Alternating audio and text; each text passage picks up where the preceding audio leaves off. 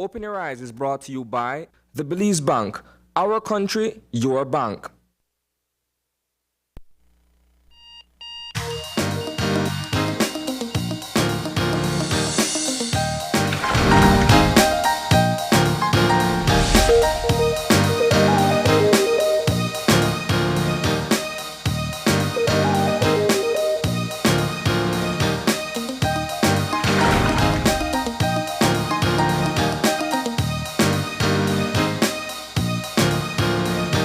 Good morning and welcome to Open Your Eyes. Start your morning right. I'm Marlene Cuellar. And I'm Paul Lopez. And thank you for joining us this morning. Good morning, Marlene. Oh, still sounds like you're a bit sleepy here. Don't worry, there's a long weekend ahead. I'm sorely looking forward to this long weekend. I'm sure. It's a celebration weekend for Belizeans as well, so I'm sure Belizeans across the nation are looking forward to this weekend. Yeah. Definitely going to be different. Yeah, definitely. Yeah. That's one of the things I think, if I'm not mistaken, this would have been the carnival weekend for Belizeans. Yeah. You know, I've never really participated in carnival per se, not necessarily a huge fan of the carnival, but that's neither here nor there. You know, I mean, there's just a lot of people at home right now watching you saying, what? You're not a fan of carnival? What does that even mean? Well, I love to see people celebrate. Okay. I'm not a fan of the heat that you have to stand up in. This is pre-COVID. I'm not necessarily a fan of having to stand in large crowds as well, just to get a glimpse of people dancing. I think I could look at that in my living room. I'm not. Well, we televise it for people like you. So what I do, my tradition is staying in my bed. That morning I would stay in bed all up until the carnival begins, and I would watch the carnival from my device, from my living room, and I would enjoy it that way. Yeah. And then in the evening, I grew up in a village, and that's the next thing, you know.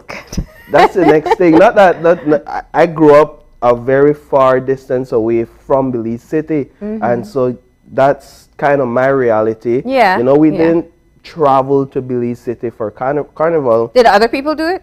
I know that there were some that really were into that carnival spirit and that carnival thing, and so they traveled. But we basically stayed in our little village. Yeah. Wait for Channel 5 to broadcast carnival. You know, carnival they're on this street right now. They're on that street. It's like you just living out the reality. That's true. From the television. You know, and I'm glad you said that, because I think very often we get caught up with our own realities. You know, we grow up in Belize City. It's just part of our September celebrations. And so we assume everyone else does as well. So that's interesting to hear. But if you do want to catch up on like video of Carnival, we have the documentary airing this weekend, just so you could have a bit of your pre-COVID experience. Oh, so we do on Saturday. Yes. Okay, well, but yeah, it would have been Carnival weekend. This is year 2 of September celebrations being very much different. Tomorrow, September 10th, there is the national ceremony. Of course, that will be broadcast live on Channel 5, and you will be able to see, well, that was always something you mostly watch on television. It's usually just dignitaries that are there attending. You get to see the crowning of the Queen of the Bay and hear the speeches and the commemoration of St. George's Key Day. Interesting enough, though, if I could remember correctly, and it's only been 2 years, but so I'm sure I could remember correctly. People did go out to see the celebrations, especially here in Belize, the ceremony, or at least after the ceremony, because of the jump up and the marching through the streets. You'd have the Queen being paraded through the street. The panyard playing. I mean, I do miss panyard. Right. Right. And then you'd have the kids standing on the side waiting for treats to be thrown to them. That's one of the things I enjoyed as a kid. I think even as an adult, I kind of abused it a bit. As a teenager, I would, I loved it as a kid, and then as an adult, I was like, "Oh my gosh, they're so close to the tire." And that just, I guess, it happens when your sensibilities kick in as you get older. But the fire engine parade, which usually takes place tonight, is also. We understand that they are going to attempt to do it, and more so in residential areas. So where it would be in kind of public spaces where people could line the streets, they realize that can't happen. So they're going to take the fire engine parade into more residential areas so people can just stand in front of their houses. Just remember, we are living in the middle of a pandemic. Even more so, we're in a very, very we're in the third wave of COVID-19 here in the country. We see increase in cases, increase in hospitalization. So this is not the time to say, let me Tifali chance this time because it's September, because you don't know the consequences as to what that will bring. My concern is the COVID-19 fatigue. The people are tired of the restrictions, and because of that, we're seeing people begin to live carefree. And especially during September times, you don't necessarily need an excuse to celebrate because you have all the right reasons to celebrate. And I understand that completely. And I'm thinking that for a lot of people across the nation, that's the mindset they're going into September with right now. We didn't get to celebrate this year. We won't get to celebrate this. We didn't get to celebrate last year, sorry. We won't get to celebrate this year. When will celebrations begin for us? And so what we may be seeing, what the health practitioners don't want to see, is people just going out and putting up these little makeshift celebrations on their own. And I think it's due mainly to COVID-19 fatigue. People are tired, and it may happen, and I think that's what we're seeing.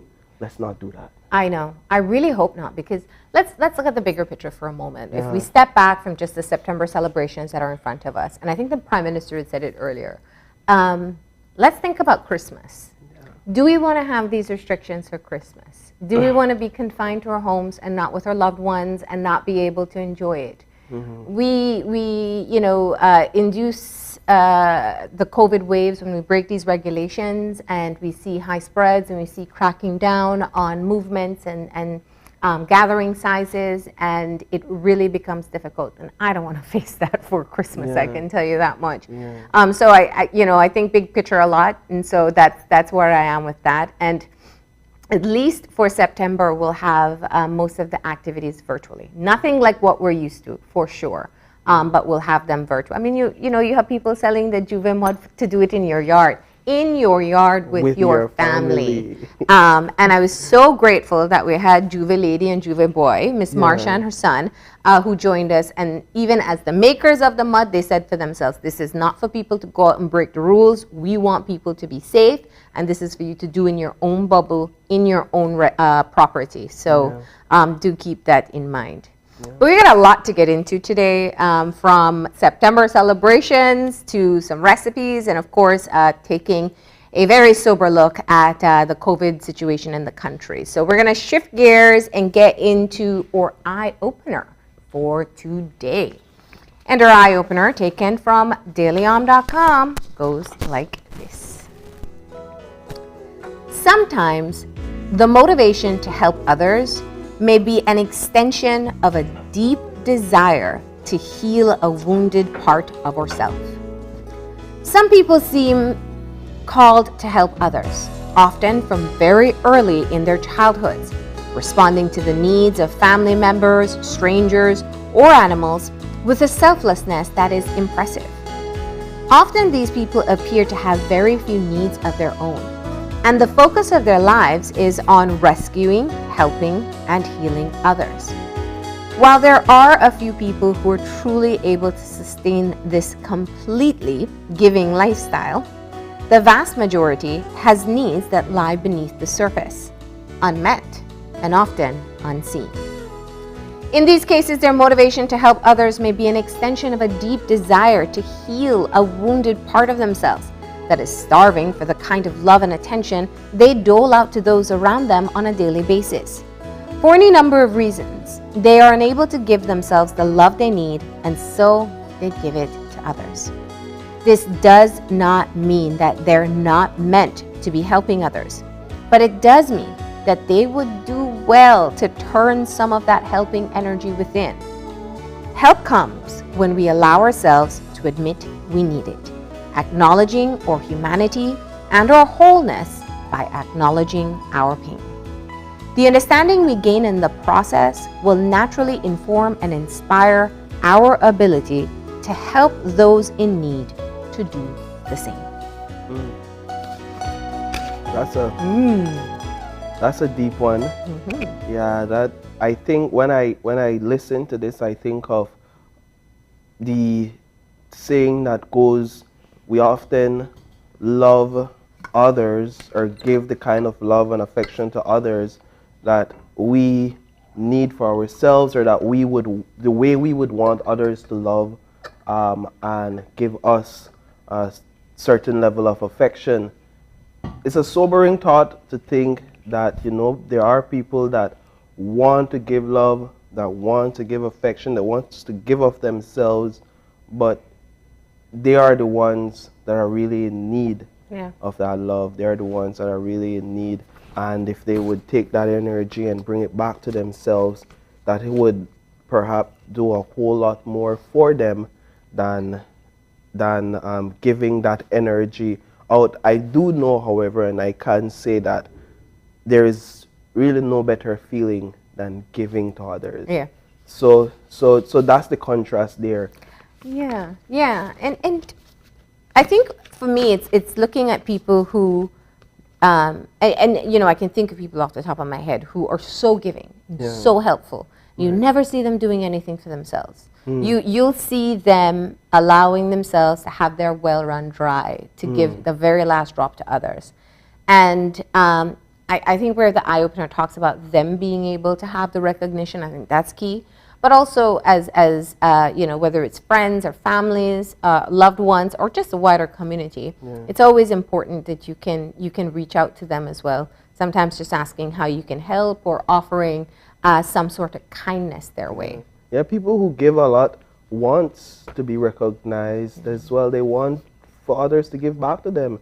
People who give a lot, I think, feels really good when somebody comes to them and say, hey, how can I help you today? What can I do for you today? So you might want to reach out to that giving person in your life today and find out, how can you give back? How can you help? And you might think, oh, that person has no needs, because it seems as if they have all the resources emotionally, physically, but you never know. You never know. So that's the eye opener for this morning.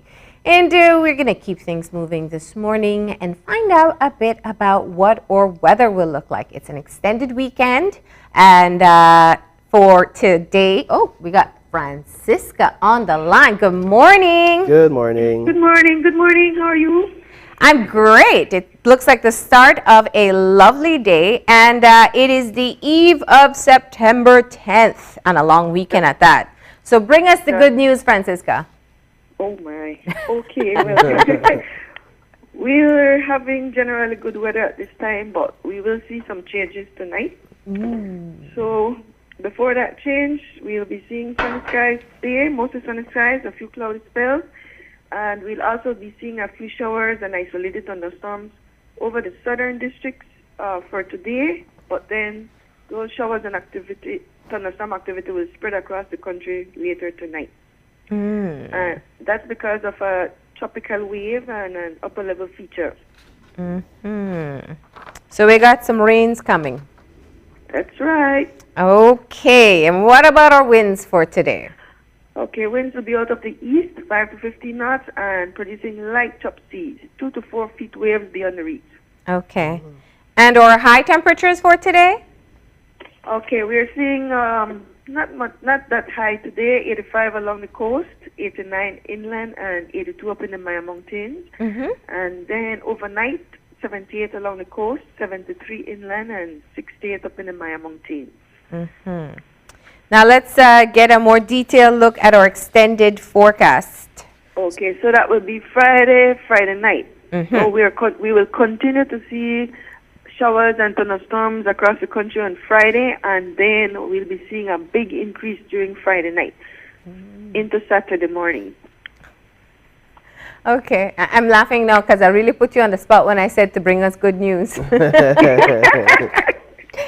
if people are looking forward to a rainy weekend to stay at home, it's perfect. That's right. And by Sunday, it'll clear up a bit? Okay, like I'm seeing starting Saturday afternoon, we'll be seeing a big decrease. Okay. We'll still be seeing lingering showers around on Saturday afternoon and Sunday. By Monday, we'll be back to isolated showers. All right.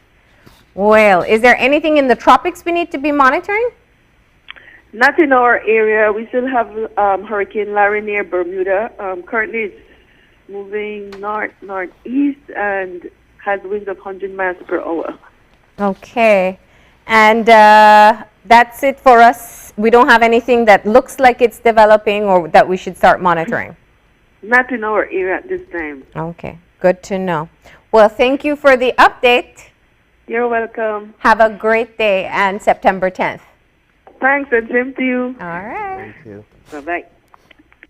All right, well, there you have it. Seems as if we'll have a wet Friday going into Saturday. Yeah. I mean, no carnival, so That's true. That's a silver lining That's there. a If it was silver a lining. carnival day, man, everybody would be very worried right now. So, as far as I understand, it would be good weather for a Druewel, though, but that's all right, we're going to get moving into our show for today. And of course, we have been talking about it, about the increase in cases of COVID-19.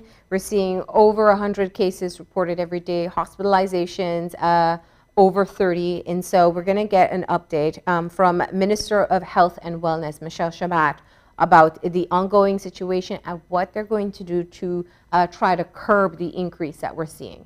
And then in our second segment, we'll have Grace's Flava with a Beat. And they'll be featuring their beer-battered shrimp tacos. I'm excited about that. I hear that they are excited about that. So we'll have Grace category brand assistant as well as Chef Beard Alfred Ayuso. All right, we can't celebrate, but we're going to throw back a bit for you to be able to reminisce. We're going back to 2011 for the 10th parade. That'll be coming up on our Thursday edition of a Flashback Friday. Right, and then we come after that. We, in our third segment, we'll speak with UNICEF as they launch their Nex'Us platform this Saturday right here on Channel 5. So we will learn more about what that Nex'Us platform is all about. And she is going to be crowned tomorrow, and I don't think there could be a more fitting Queen of the Bay than a nurse herself. I know, right? So our 76th Queen of the Bay, Ms. Druewel Jones, is going to be with us to talk about how she's feeling about her crowning tomorrow, and of course what she hopes to be able to achieve with her new platform. So that's going to be our final conversation for today. We've got a packed show lined up for you. We're going to take that break. But before we do, we got a birthday shout out. And I guess I should say this one, right? I think Okay. We're saying happy birthday in advance to Paul Lopez. All right. Big birthday this weekend. It's actually on Saturday. That's when the rain should start to clear up, Paul. So I was hoping to get a day in bed anyway. So. Then perfect, right? You got some good cuddle weather there, but we do hope you enjoy your day. That comes from all your friends and family here at Channel 5, and open your eyes. Thank you, thank you. Lots of September birthdays. I do want to say a special happy birthday to my mom, Alvina Cuellar. Today is her birthday. Happy, happy birthday to you. We love you so much. And I'll see you later on today. But with that, we're going to go ahead and take a break. When we come back, we'll be having Minister Chebat with us to talk about the situation of COVID in the country. So stay tuned.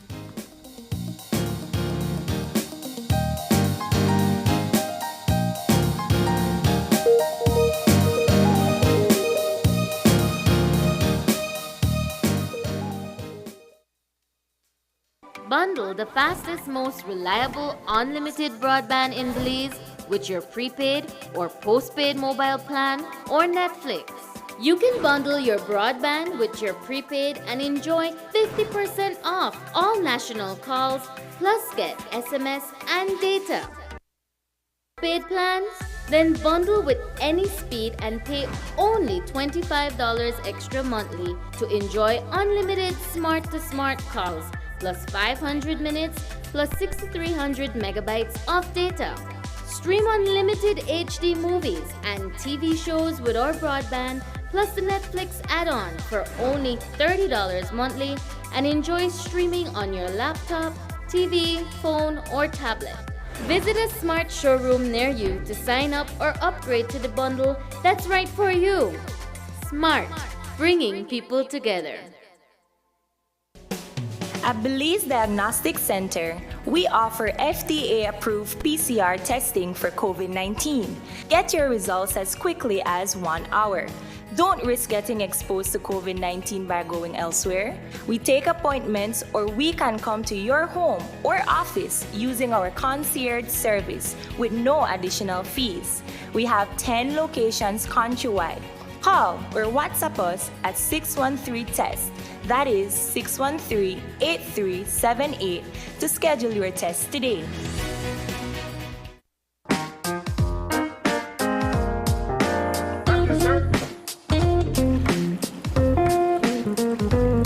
The TV you love is always with you, from live TV, sports, and on-demand titles. Choose your plan today. Plans start as low as $15 per month. My TV. Entertainment anytime, anywhere.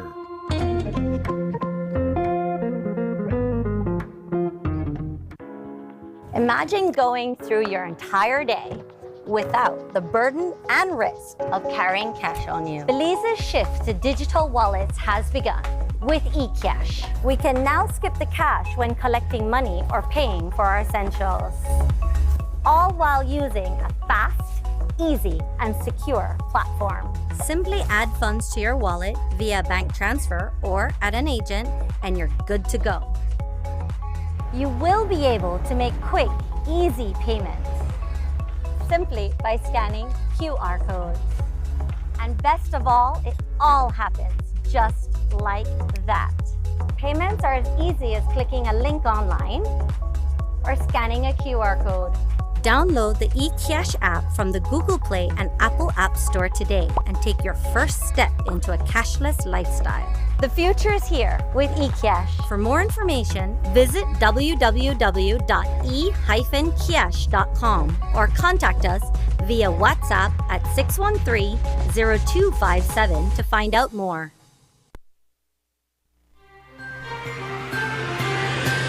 Today's COVID update is brought to you by Fulltech Systems, your technology center, where you'll come for the price but stay for the service.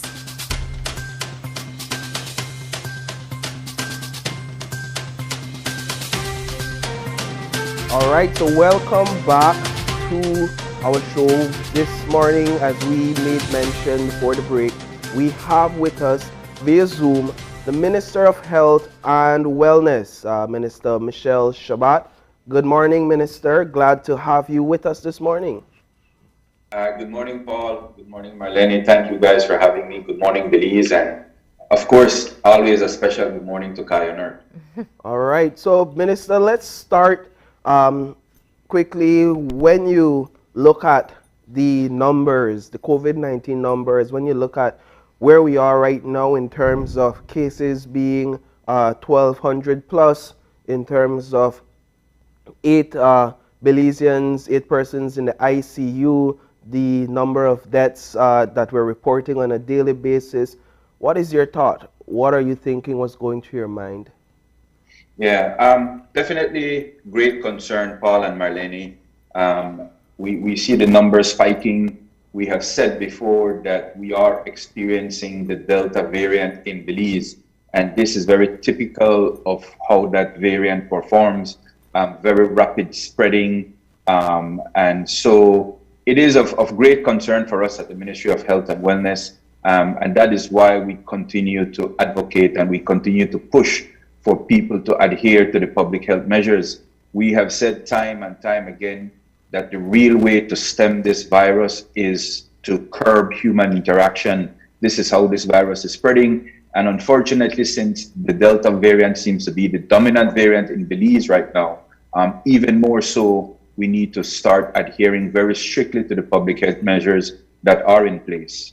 Minister, I know that heavy criticism was given to the former administration when the numbers were increasing at a rapid pace. You make mention of the Delta variant that spreads very quickly.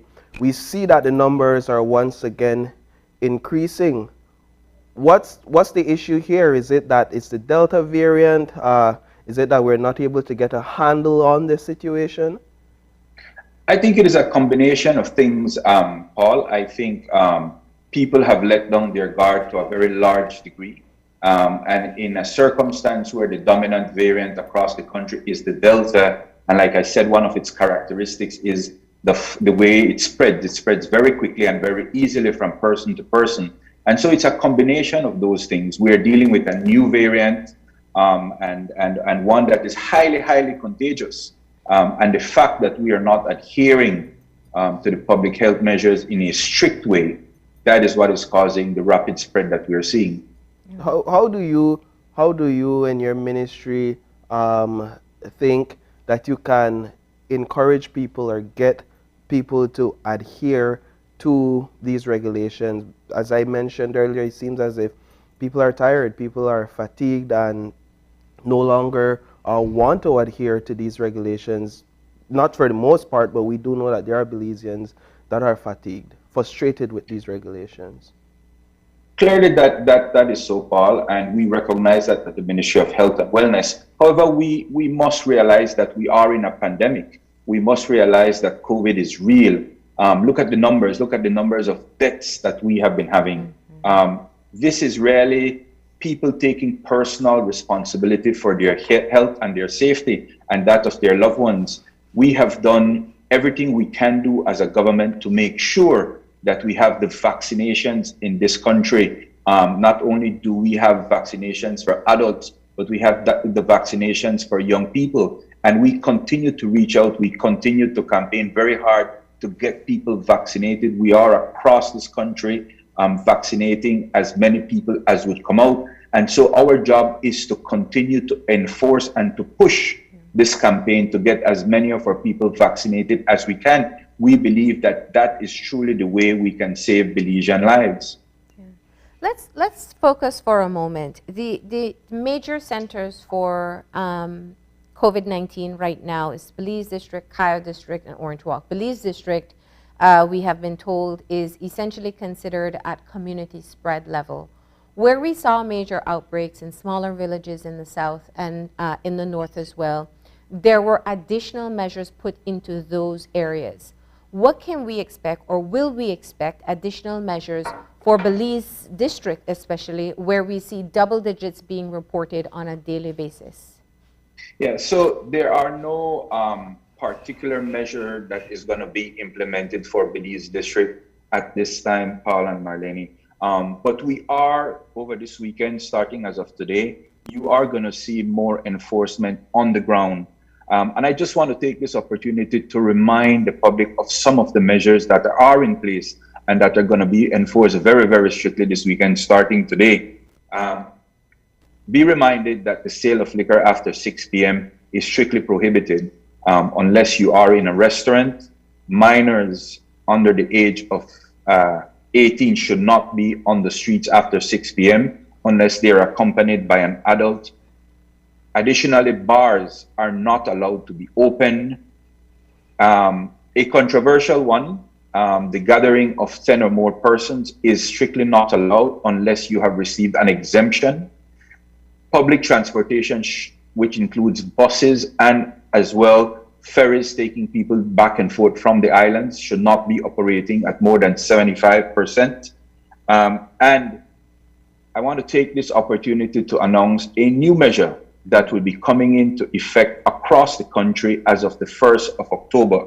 and that is that starting on the 1st of October, only persons who are vaccinated will be able to enter into public buildings. Wow. And public buildings include not only the government buildings, but also privately owned buildings. It would include any building where the public has lawful access to, including schools. And so as of the 1st of October, this is going to be mandated throughout the country. Now, I can imagine that people are going to be concerned about this type of restriction, especially knowing that there are some people who are still hesitant to get vaccinations.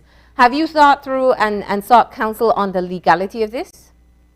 Absolutely, Marlene. We have been in constant communication with the Attorney General's office. We have looked to the wider Caribbean for legal opinion, and we believe that the law is on our side with this. Belize is not the only Caribbean country that is going this way. Jamaica is doing this, and recently Guyana is now following. And many states in the United States are also following this trend, and I believe it's going to be a worldwide trend. Have you considered, you said public spaces or public buildings. What about transportation? Yes. It would also apply to public transportation. So if I want to go into a government building, if I need to catch a bus, a restaurant, yes, I will have to show proof of vaccination to be able to enter. That is correct. That is correct. Now, obviously, go ahead. Yes, go ahead. No, go ahead. Yeah. So obviously, we have been doing this. As you know, we have been mandating certain frontline workers to be vaccinated, and if they are not vaccinated, then they must present a PCR test. This would also apply to this circumstance. If you are not vaccinated, to be able to enter into any public building, you would need to have a recent PCR test, 96 hours, or a rapid test within 48 hours of the time of your intent or the time you try to access a public building. Perhaps one of the questions that may arise also has to do with hospitals as a public building. Persons who may not be vaccinated may have not had the opportunity to get a test, but needs immediate medical attention. Would they be barred? How does that work? No, of course not. Of course not. Health services will not be barred to anyone. How do you envision the enforcement for this taking place? Because you'd be leaving private employers, you'd be giving them the responsibility to enforce this mandate. Right. In addition to that, Marlene, we are going to be using the police, we're going to be using justices of the peace to help us to enforce these measures. Also, the ministry is looking at the creation of a COVID enforcement team that would be deployed across the country. And their main job would be to ensure that the public measures, the public health measures that are being implemented are being adhered to. At these specific locations, we're talking about public buildings across the country. I don't know that we have enough police officers or health officials to man each building. What's the responsibility that the owner, these businesses will have to take upon themselves to ensure that only vaccinated persons enter their building? Clearly, the business owners and the administrators who control these buildings will have to be more proactive in their position, and they will have a direct responsibility to make sure that only people who are vaccinated have access, or that they're presenting a test, a negative test. PCR or rapid. PCR, okay. I see that then would require that persons working in these spaces would also need to be vaccinated or presenting PCR tests, because you're saying the public who visit these places, but then you're also saying those who enter. So does that mean that if I work at a place and I have to enter that place on a daily basis, that I also need to get vaccinated? So as Absolutely. an employee in any business, an employee that's a Belizean, I must get vaccinated. Absolutely. If you wish to work or if you wish to enter into any of these public buildings, you must be vaccinated or you must present a negative test. Okay. And what about penalties? And this is, for we're people? already doing this. We're already doing this. Yeah. We're already doing this. And so this is just an expansion of something that that is already in place. This is not new to Belize. Okay. What about penalties for persons? I mean, is it going to be, what are you imagining will be the penalty for people who don't enforce? Well, the current penalty for breach of our public health measures is for $500. And we are looking at a penalty scheme for owners who are not ensuring that people entering into their premise are abiding by these new restrictions. I believe one of the current fines we have in our current legislation is like $1,000. And so we're looking at that currently. Minister, so I just want to be clear on the question I asked earlier. Just giving an example. For example, I work here at Channel 5. I'm fully vaccinated. However, if I have a colleague, for example, that's not fully vaccinated, and we have public visiting here, but if I have a colleague that's not fully vaccinated, you're saying that that colleague must be vaccinated or present a PCR test every 2 weeks to enter this building. We don't have a vaccine mandate per se here. Must that colleague be vaccinated if they want to come and work in this public building? Right. So it changes a little bit. It is not every 2 weeks, Paul. Okay. We are saying if a PCR test within 96 hours or a rapid test within 48 hours. So that's so the standard changes a little bit. It puts a greater burden on the person wanting to have access, whether to work or whether to obtain services or to purchase goods. It puts a greater burden on that person to make sure that he or she remains negative over a shorter period of time. So my colleague must be vaccinated, basically. Just or present his negative test. Right. Or her negative test. Or in cases where they can't work from home.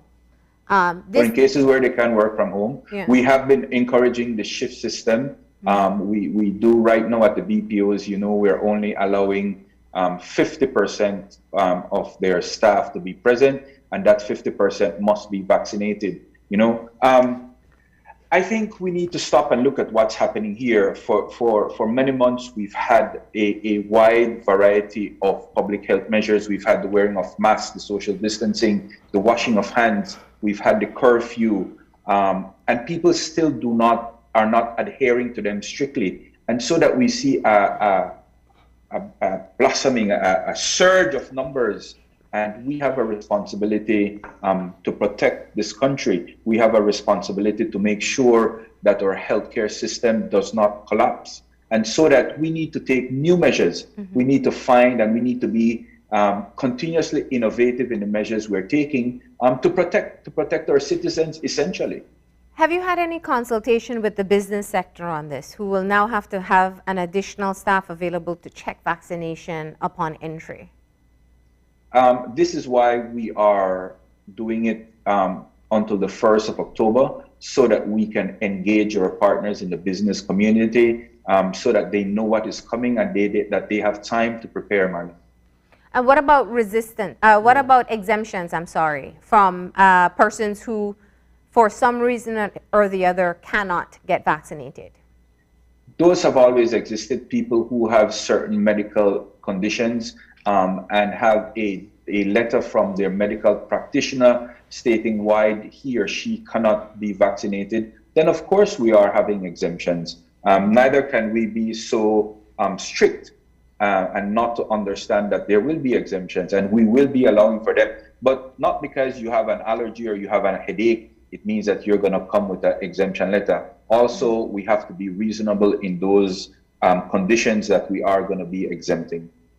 So once we move to this phase on October 1st, where only vaccinated persons are allowed into public spaces, which pretty much only leaves them with the opportunity to stay at home because that's the only non-public place. Will we then Well, they can get vaccinated. Yes. They can get vaccinated. Right. So. And that's the hope, and that's your goal here. This is, we had Professor Belantoine from UWI earlier this week who has a legal opinion on this. She calls this the soft law approach. And it's similar to mandatory vaccination, but it's getting people to do it because that's what's necessary. But my question is, will we see changes in other regulations that will come along with this? In other words, if you now have spaces where every person is vaccinated, will we see increase in the number of persons? Will we see a change in mask wearing regulations? What goes along with this? Yeah, so we know that even if you're vaccinated, you must continue to wearing the mask, you must continue to washing your hands, you must continue to social distance. And so those are going to be remaining in effect, Marlene. Even in the United States, you know, the CDC, who had once said you can stop wearing masks, have now gone back to wearing masks. And obviously, at the end of the day, the ultimate goal is to have the greatest number of Belizeans vaccinated as possible. That is the end game here. Will the number of people who gather change? Not at this time. Minister, you see how that is a bit concerning given the exemption that was given for the Indian wedding where over 100 people who were fully vaccinated were allowed to congregate in an indoor space. Yes. How do you justify Marlene, that? Yeah, you will know that it was not only one wedding that was given permission. We have given permission for several events, and we continue to give permission as requested. And once people provide to us a list of their attendees and they provide to us proof that these people are vaccinated, we are allowing it. And so to personify it as just an Indian wedding with 100 people, I think shortchanges what we're trying to do. All of that is really leading up to where we're going. We recognize that as more and more people become vaccinated, we have to give them some type of benefits. And we are moving to that scheme. We are not going to open the floodgates at this moment. And so we are doing it on a request basis. That was not the only wedding that was permitted. Several other weddings were permitted. Book launches, for example, for the our former Prime Minister Esquivel was also allowed. We have allowed several activities to go forward once people can prove to us that the people who are attending are vaccinated. And that is the mode, that is the way this country is moving. Who approves these particular exemptions? Is it solely your responsibility? Do you have a medical council that you consult with? It is the way the law is phrased. It is in the discretion of the minister to allow these functions to happen. Mm-hmm. Now, moving forward, by October, those who received the first dose of AstraZeneca, that first rush, when you move towards the frontliners needing to get vaccinated, they should be getting their second shot around this time. So by October 1st, you'd have a larger number of people fully vaccinated. Right. Right now, we are about 79,000 persons who are fully vaccinated. We are expecting that by the end of September, we are going to have over 100,000 Belizeans fully vaccinated. And at that point in time, we can then start looking at other measures. We can look perhaps at increasing the number of vaccinated people who can gather.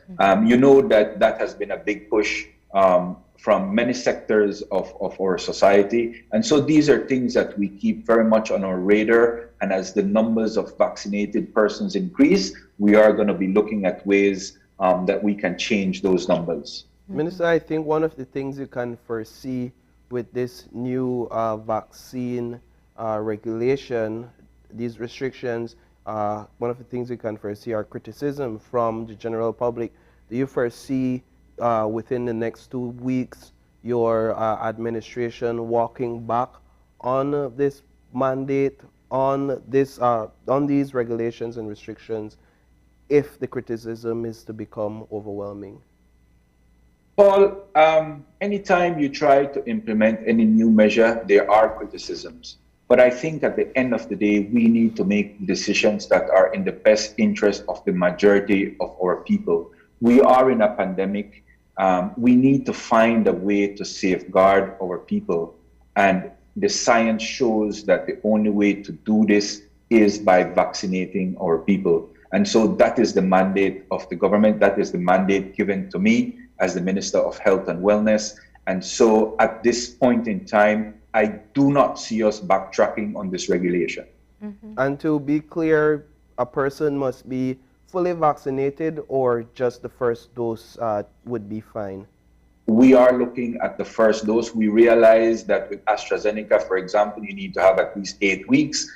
Those getting Pfizer, you're looking at 21 days. So we do realize that there is a time between when you get the first and the second dose. And so for now, we are allowing one vaccination.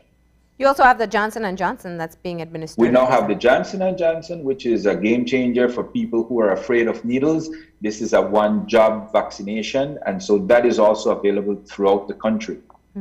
Minister, one of the things, just to put things into perspective as to how serious this COVID-19 situation in Belize is, we're seeing a number of deaths continue to be reported on a daily basis. My question is if and then we see a lot of hospitalizations as well.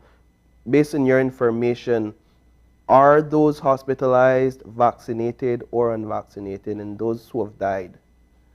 Yeah, I can share those numbers with you, Paul and Marlene.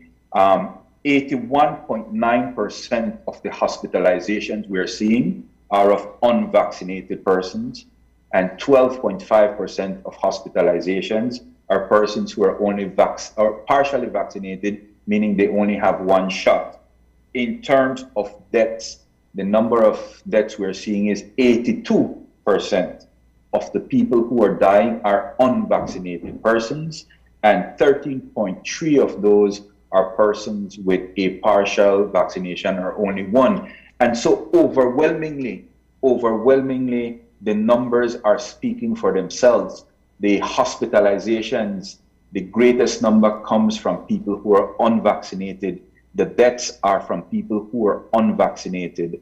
And so again, I cannot underscore how important it is for our people to be vaccinated. It is perhaps the best defense that we have against this virus. How satisfied are you with the current vaccination uptake? There was a rush in the beginning, but when it comes to adults, it seems like it's not as robust as it once was in the beginning. Well, Marlene, we have 174,263 Belizeans vaccinated. In the month of July, we had over 60,000 persons come out in 1 month to be vaccinated alone. In terms of the Pfizer, you know, we just rolled this out 2 weeks ago, and we have 15,800 adolescents between the ages of 12 and 17 who have been vaccinated. And so, yes, we want more people to come out and get vaccinated, but it is moving along very briskly. I can tell you that most days, most of our centers are full. We are reaching out. We are vaccinating at many of our auditoriums. So we are doing the best that we can do in terms of making vaccines accessible to anyone who wants them. Looking at the situation with children, you said that schools will also require fully vaccinated persons to go in, which means teachers will now move, well, all persons really will now move from either being vaccinated or presenting a test every 2 to 3 days. Well, they were already in that category, Marlene. Yes, but it used to be every 2 weeks. Now it's every 2 to 3 days. What about children? What about children who the hope is they will return to school before the end of the year if they're within the vaccination category? Well, as you know, this is across the board. We now have the Pfizer vaccination available for kids 12 to 17. And again, there really are no reasons why that age group should not be vaccinated. Okay, so parents should know that if their child falls within their category and school resumes face-to-face, that they will not be allowed to send their child to the physical classroom. Unless they come with their PCR or with their rapid test. Right. This is a move that we have seen, as you said, and I want to be clear on that. We've seen other countries move in this direction, but it isn't something that citizens accept very easily. There have been protests in many different parts of the world where people are pushing back against vaccination mandates. What's the anticipation here? Marlene, we do anticipate that we are going to have some pushback on this. I think it is only reasonable that we would. But I think at the end of the day, I think our citizens on a whole, the vast majority of our citizens understand how important vaccinations are. And I believe that they are going to come around. I believe eventually they will come around. And just going back one more time to the issue of enforcement, we get reports so often here about specific communities where business owners or are not adhering to the protocols. They allow people to be without masks. They allow people to come into a restaurant and only have drinks. It's public transportation and they take off masks and eat and drink. How do we, because this is still a potential for spread, especially given the Delta variant that we're facing. How do we crack down on these types of behaviors? The enforcement of these public health measures have been one of the greatest concerns for us at the Ministry of Health and Wellness. As you know, we are the ones who we put forward what we believe are the necessary changes in terms of the law. But once it is effected, once those changes are effected into law, then we rely on the police to enforce these measures. And so, yes, it is of great concern for us that we see many businesses and many individuals flouting the law, really. And so that we've been constantly in communication with the Commissioner of Police and the Minister in charge to make sure that we have out our force, in numbers, and especially this weekend going into the 21st, Marlene and Paul.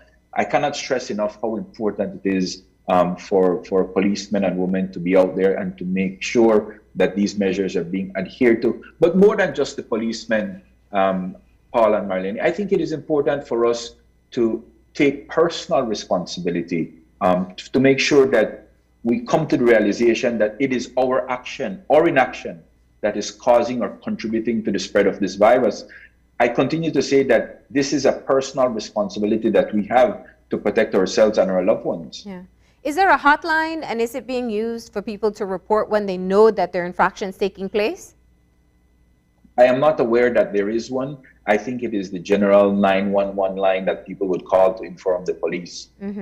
Minister, so to be clear, come October 1st, to enter public buildings, one would need to be vaccinated, at least one dose. And when we say public buildings, we're speaking of any building that the public is given access to. So we're talking restaurants, we're talking grocery stores, we're talking government businesses, we're talking other private businesses, we're talking churches as well, correct? Any building where the public has lawful access to will be caught by this, Paul. What about being on the street? Well, I don't know that we can classify the street as a public building. What about public spaces like parks? Well, those are open spaces. Okay. Those are open spaces. Remember, we're talking about buildings, public buildings. Okay. Enclosed spaces. Enclosed spaces, yes. Okay, that brings a lot more clarity. Yeah. And this is, I'm very sure this is something people are trying to digest at this time. What's your message to them? For those who have been particularly resistant, because you have three categories of people. You have people who are completely against vaccinations in general. Those are the anti-vaxxers. Our assumption is that that's a very small group of people. There are those who are vaccine hesitant, who are just unsure about this particular vaccination. And then there are the rest of us, the 170,000 plus that have been vaccinated, have followed through with protecting ourselves and our loved ones, who have been wanting to have increased access. What do you say to the public right now that perhaps is very wary about the idea of moving towards mandatory vaccinations? Yeah, so Marlene, again, it is not really a mandatory vaccination. We are giving people the option to present a negative test. But I think critically the message I want to transmit this morning is that the vaccination is the best weapon that we have to defend our country and our people against this virus. this virus does not only take a toll on the health of our nation, but it affects the economy of our country. It affects our family units. It affects us in so many ways, Marlene and Paul. And we now have in our country several different vaccines, so that if people are concerned about the Astra, they have the Pfizer that they can get, or they also have the J&J that they can get. And so that people who are may have concerns about one or the other do have choices now. And what I say to them is, go to a medical practitioner, speak to the medical practitioner about the concerns you may have, so that he or she can allay your fears. But at the end of the day, this vaccine or these vaccines are the best weapons that we have to defend against this virus. Mm-hmm. And for tourists coming into the country, they will be held to the same standard? Everybody's going to be held to the same standard. You know that coming into the country, if you're coming through PGIA, you must present your vaccination cards, or you must have a negative PCR or rapid test. At our land borders, you must test at the land borders before entering into the country. And so the standard does not change. Okay. The logistics there may be that tourists who remain in the country for a week or two would probably be required to take regular tests in Belize in order to enter buildings as well. That would certainly be applicable, Paul. The standard is for everybody within the jurisdiction, within our borders. We have questions coming in, of course, and people want to know if the ministry has explored booster shots. It is ongoing. I know that at this time, Marlene, WHO is not recommending booster shots. So that is an ongoing conversation that we're having with our medical advisory team. Yeah. Let me shift gears. I know this is a huge issue that you just spoke about, and there's a lot more to dissect about it.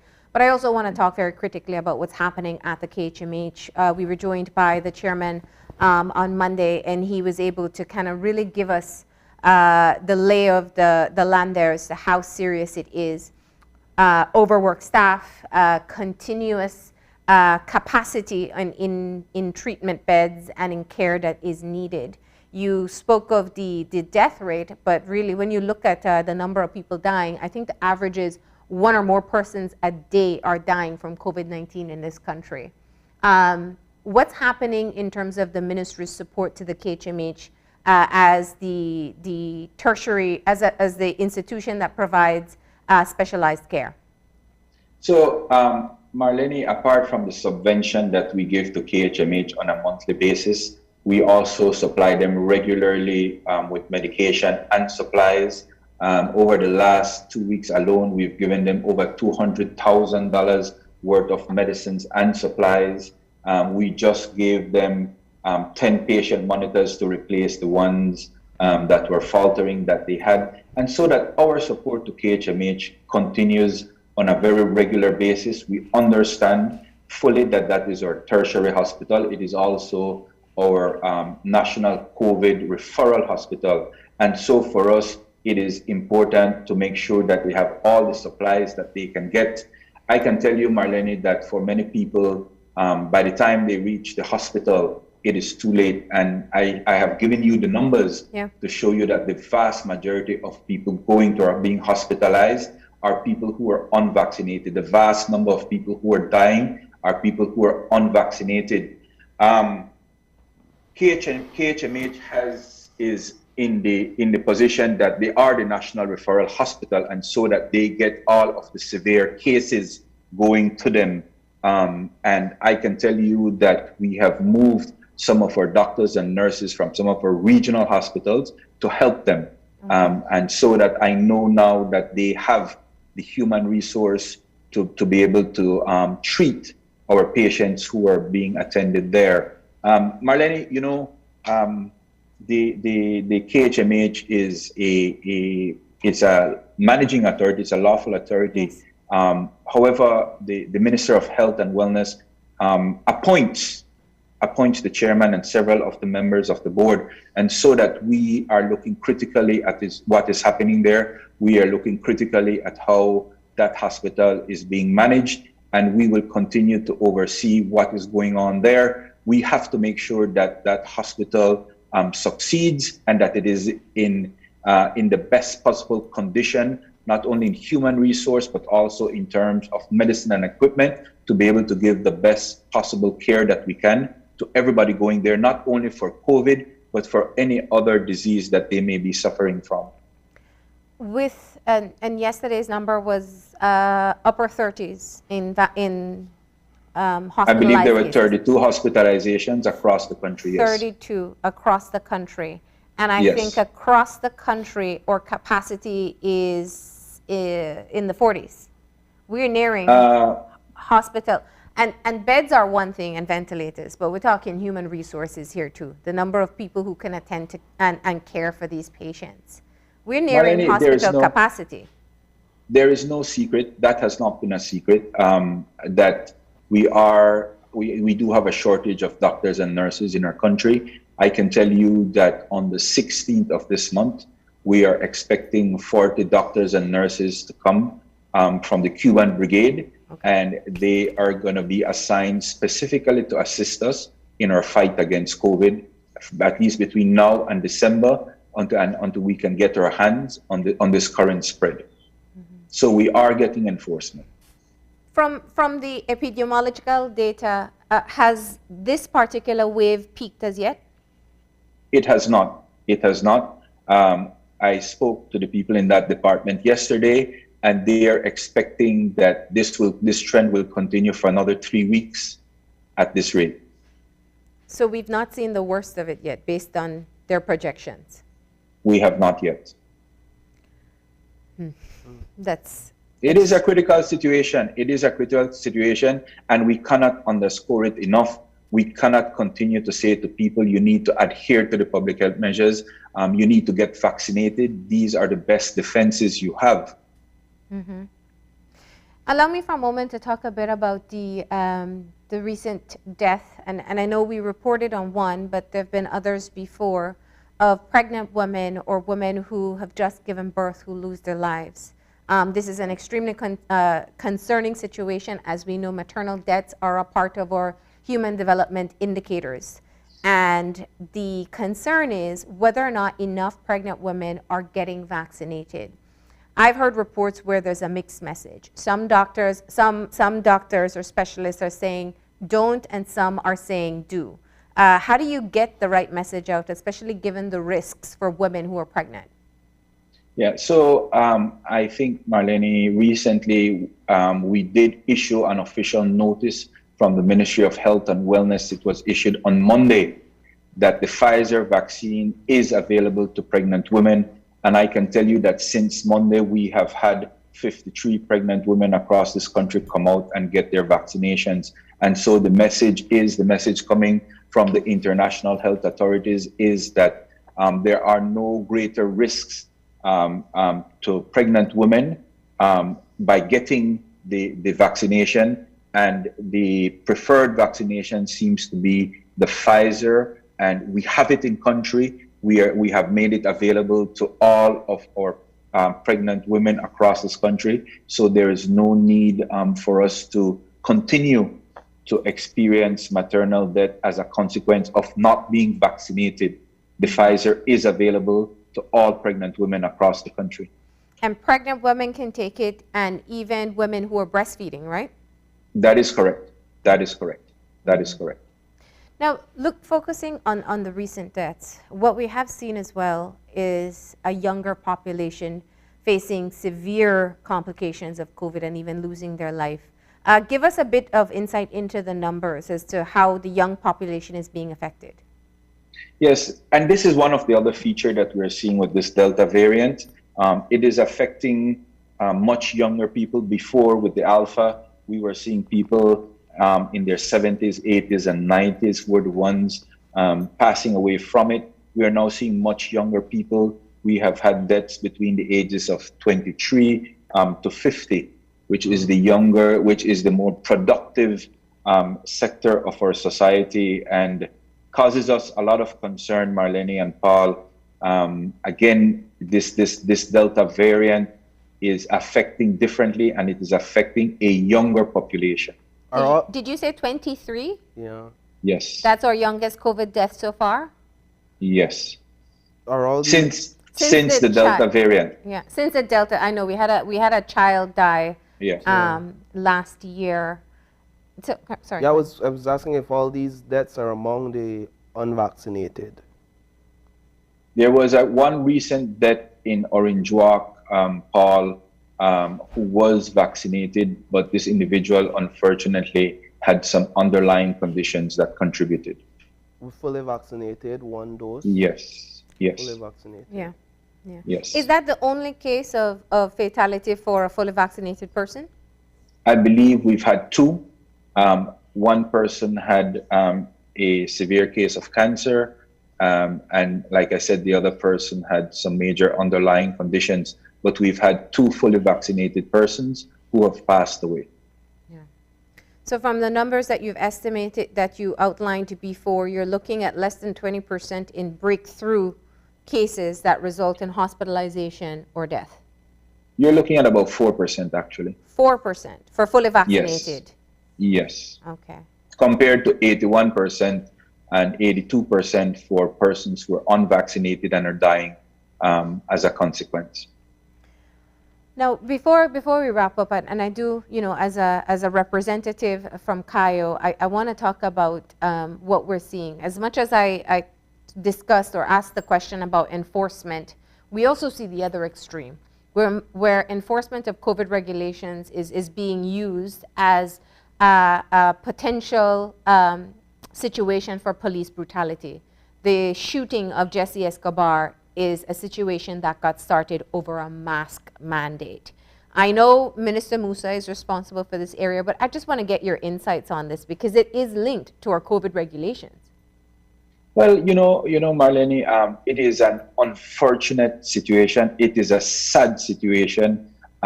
It cannot be countenanced in any way.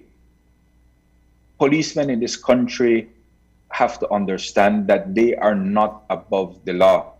Policemen have to understand that when they get out there, they need to treat our citizens with respect. There can never be any excuse for you to abuse a citizen or much less to kill one of our citizens. It is unacceptable and it cannot be used, a mask mandate cannot be used as an excuse to deny somebody or to deprive somebody of their life, Marlene. Mm-hmm. I have one more question. I know we're quickly running out of time here, but just the variants. There is a new variant of interest as classified by the World Health Organization. It's called the MU. Right. Tell us about what's happening in terms of variant detection in the country. It took us a very long time to confirm Delta, although it was suspected that it was already here. Yes, we continue to do our gene sequencing to make sure that we are abreast of any new variant coming into Belize. The MU, as you correctly say, is only a variant of interest. It is not yet considered to be a critical variant like the Delta or the Alpha. And so we keep monitoring it, Marlene and Paul. We continue to send our swabs to Baylor College to be sequenced for us. And I can tell you that over this weekend, we are sending 2 of our lab technicians to Baylor who are going to be trained over a period of a month so that technology can be transferred to Belize. And we would then have the capacity to do our sequencing here in country, which would allow us on a faster basis to be able to detect the dominant variant circulating in our country, and also if there's an introduction of any new variant in the country. Okay. So the last test for variants, what was the, have we found Delta. anything else other than the ones already identified? No, we haven't. And again, the dominant strain in Belize circulating in our country is the Delta variant. Mm-hmm. And since you mentioned the lab technologist, I know there was a concern over time, work, and payment. Very reminiscent, I know, with public officers across the country, but where we need our healthcare professionals in this time. Have you resolved this issue? This has been resolved, Marlene. I am confident in saying that all of the overtime that was owing has been paid. We have had a recent payment authorized so that if there was anything pending up to the end of July, those are in the process of now being settled. And so I am confident in saying that, yes, those issues of overtime have been settled. Okay. So to recap, Minister, the new regulations that will come in place on October 1st, where persons will now be required to be vaccinated or present tests, PCR within 96, rapid within 48, to enter any public building. When will we get the details and the actual SI for this? When do we expect to see that? We're working on it, and we're hoping that by next week that will be out, Marlene, so that the public can have sight of it and can start preparing accordingly. We are also going to be engaging our partners in the business community to inform them of the changes coming and to help them to become ready to be able to confront this when it comes on the 1st of October. And if the situation gets worse, Minister, do we see, or has there been any conversation on more rigid restrictions for movements before then? We will keep watching the numbers. Let us see what the weekend brings. We are very much concerned about the current spike and about the current rise in numbers and the spread. We are asking our citizens to please take personal responsibility and to play their part in stemming the spread of this virus, Marlene. We constantly are in discussions at what steps we need to take, and so that all possibilities are open depending on what we see in numbers. Yeah. And lastly, your colleague, Representative Marconi Leal Sr. is currently hospitalized with COVID-19. One, was he vaccinated? And two, how is he doing? Yeah, our friend is unfortunately hospitalized. He is in a critical condition, and we pray that he will have a full and speedy recovery, as we do for all of our people who are currently hospitalized and battling this COVID virus, Marlene. Again, it is sad when we lose any of our citizens. And again, I just want to say that we have the vaccines available to everybody. There is no need for our people to continue dying. There really is none. Yeah. Was he vaccinated? He was not. All right. Final words, Minister. Yes, I want to end on a happy note, Marlene. Yes. I want to wish all of our citizens a safe 10th celebration. And again, a somber warning: this virus is real. We continue to see our loved ones die from it.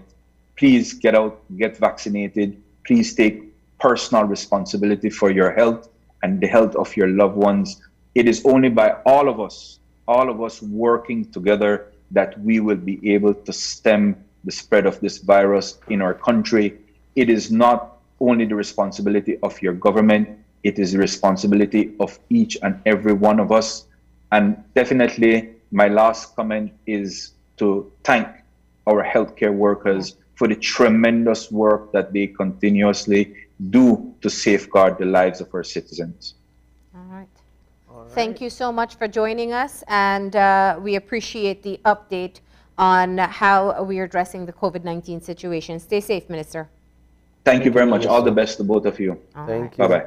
So with that, we'll take a break, and when we come back, we have Grace's Flava with a beat. Carib beer-battered shrimp tacos. Yeah, so sign me up. We could do with some food, some good food after all that heavy information. So we'll take a break and we will be right back.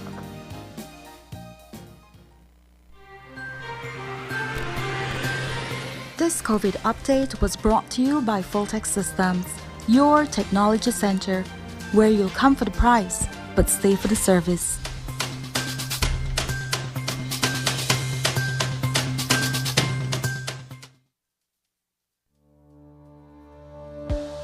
Working off-site doesn't mean you have to be off your game.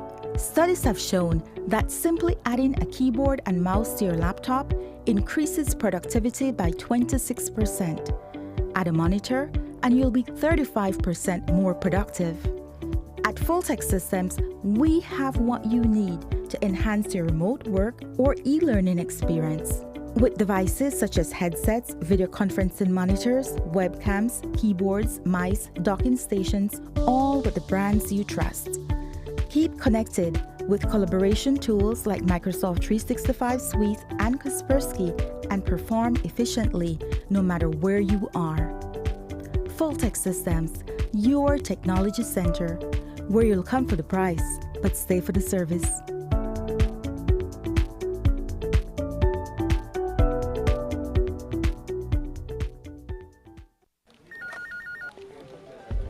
As one of the largest cable and internet providers in Belize, CBC strives to provide our customers with the highest standards of quality, value, and service in all aspects of cable TV and internet. Monitoring our systems closely, our technicians combine creative planning and state-of-the-art technology with years of experience and training to develop and provide the most reliable and advanced cable and internet service to exceed your expectations. For CBC and our team of talented engineers, technicians, and customer service representatives, delivering less than the very best is never an option.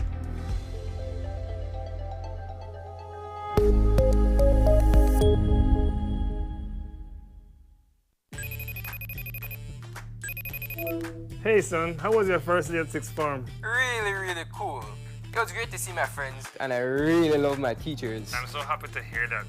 I'm sorry I wasn't there for your first day, but I'll be back from Corozal next week. It's okay, Dad. I can't wait to see you. And please remember, I still have some books I need to purchase. Ah, yes. Let me e-cash you that right now.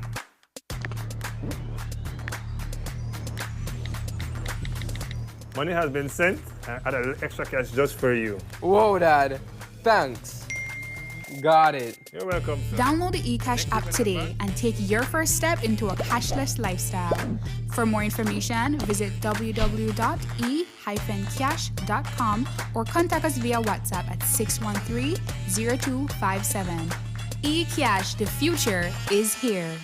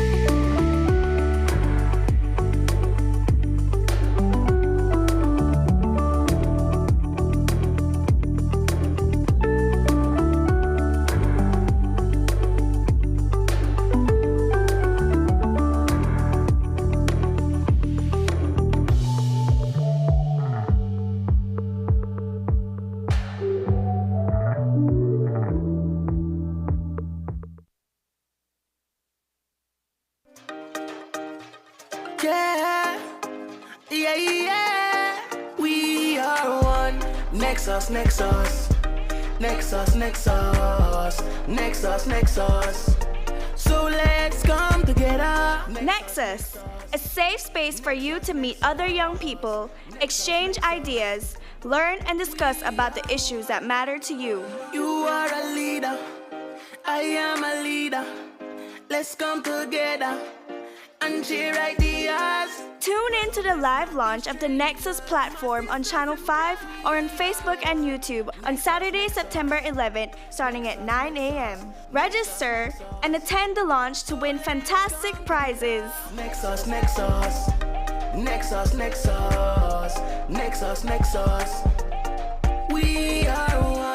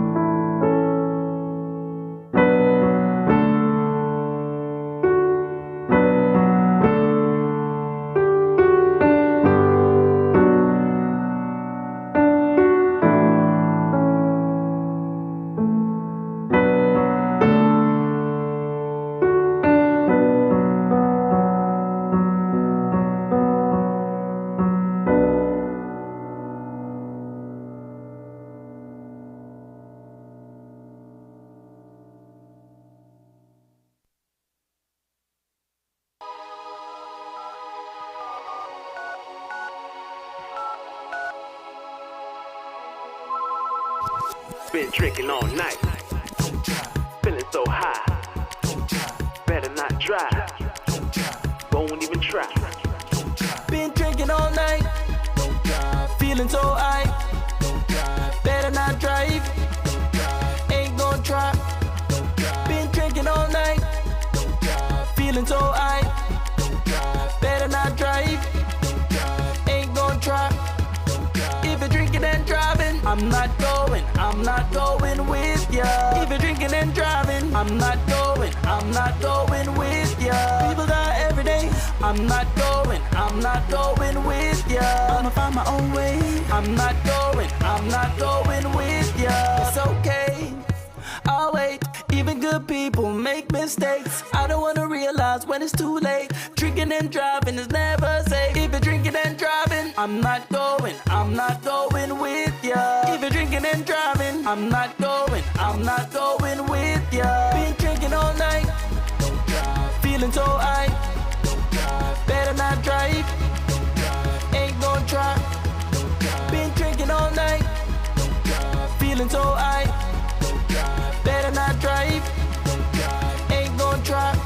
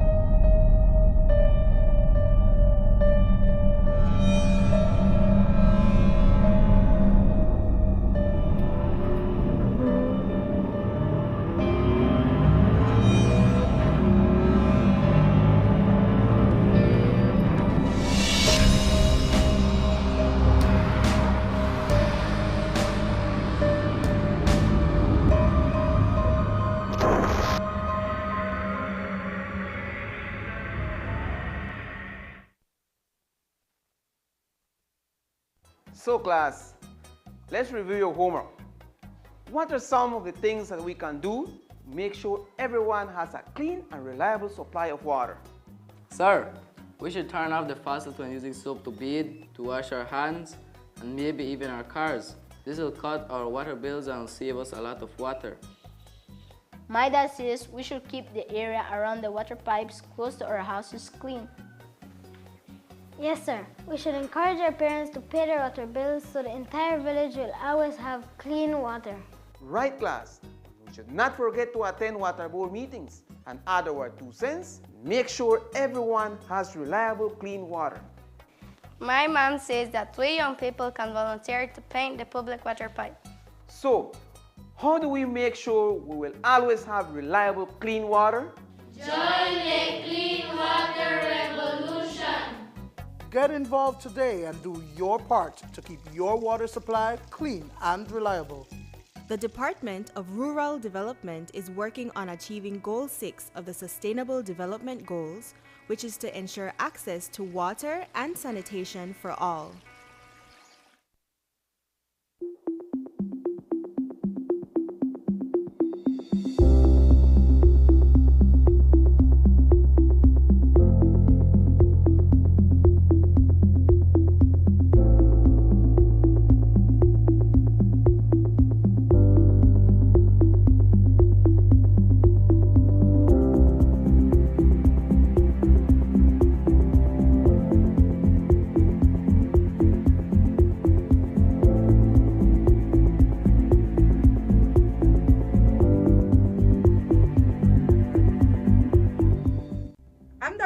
And I got vaccinated to protect myself, my family, my patients, and my community. Good morning, Ines here.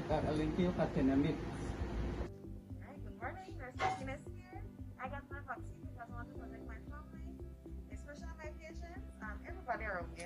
Everybody I come in contact with. Mi nombre es Miss Chinchilla.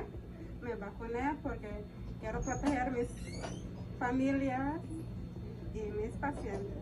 I'm Dr. Nunes, internist at Sororina Hospital, and I got vaccinated to protect myself, my staff, and my patients.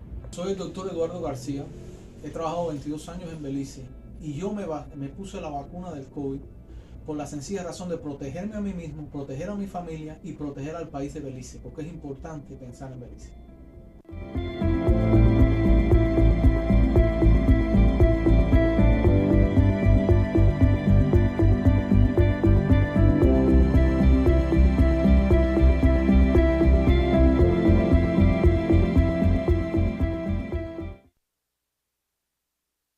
Whether you're at home, on the road, at work, or at school, if you see news happening or suspect that something might be up, call or text the Channel 5 News Belize tip line at 672-5555. You don't have to give us your name, just give us the tip. That's 672-5555. Call or text us so we can check it out.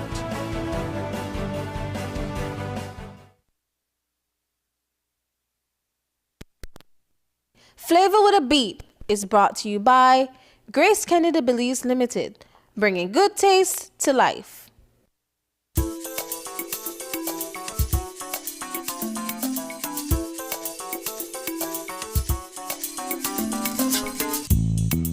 All right, well, welcome back this morning. For this segment, we have an exciting segment for you, Cooking with Grace. We have with us here Chef Beard and Tyler, our representative of Grace. And I understand that this morning we'll be cooking up some awesome beer-battered shrimp tacos. Beer-battered shrimp tacos. So make we get the stove on right away, and you just jump right into it and tell us what you're going to do. All right, guys. So you know, my name is Chef Beard, and today we're cooking with Grace. I'm with Paul, Tyler, and we're gonna have some fun today. Paul, we're gonna do some beer-battered shrimp taco. The most important thing in the batter is the beer. It's the beer. Well, it's the beer. Beer and battered. Of course, we need real beer. Right. I'll tell you why in a minute. So, make us start. Make I get some. May we have in our fridge? Yeah. Okay, good. Check this out. This now usual. We don't want batter, but we want the batter to be very thin, very light, and very crispy. Tell me. The important thing about that, check it out, Tyler. We have to make sure everything cold. This is a flour, you know. It's a whole flour. Whole flour. We My make the first batter time me to hear out about of that. whole flour. So what I have here, that 1.5 cups of flour. Yeah. And what I'm gonna add to this? The more flour? No, this is not more flour. Okay. This is actually corn flour. Oh wow. It's a corn flour. So we have about 25% corn flour Yeah. to 75% normal flour. And I'm gonna tell you why right now. So I could go ahead and add this. So this corn flour, you could buy this stuff in the store. Okay. Add that right in the so. Wow. So we have right here now the 2 cups flour.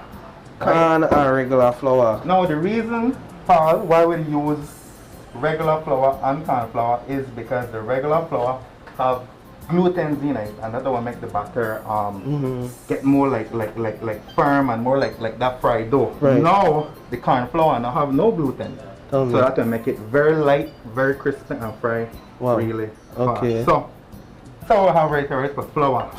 Next up, Grace baking powder. Wow.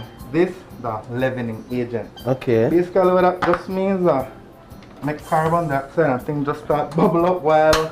How much of that you put in? 1 teaspoon. Alright, they look for you know how like measuring with your senses, like you can do that. You know, coming within the kitchen we don't always have measuring cups and things. So we just use the spirit, the ancestral spirit tell me when to stop.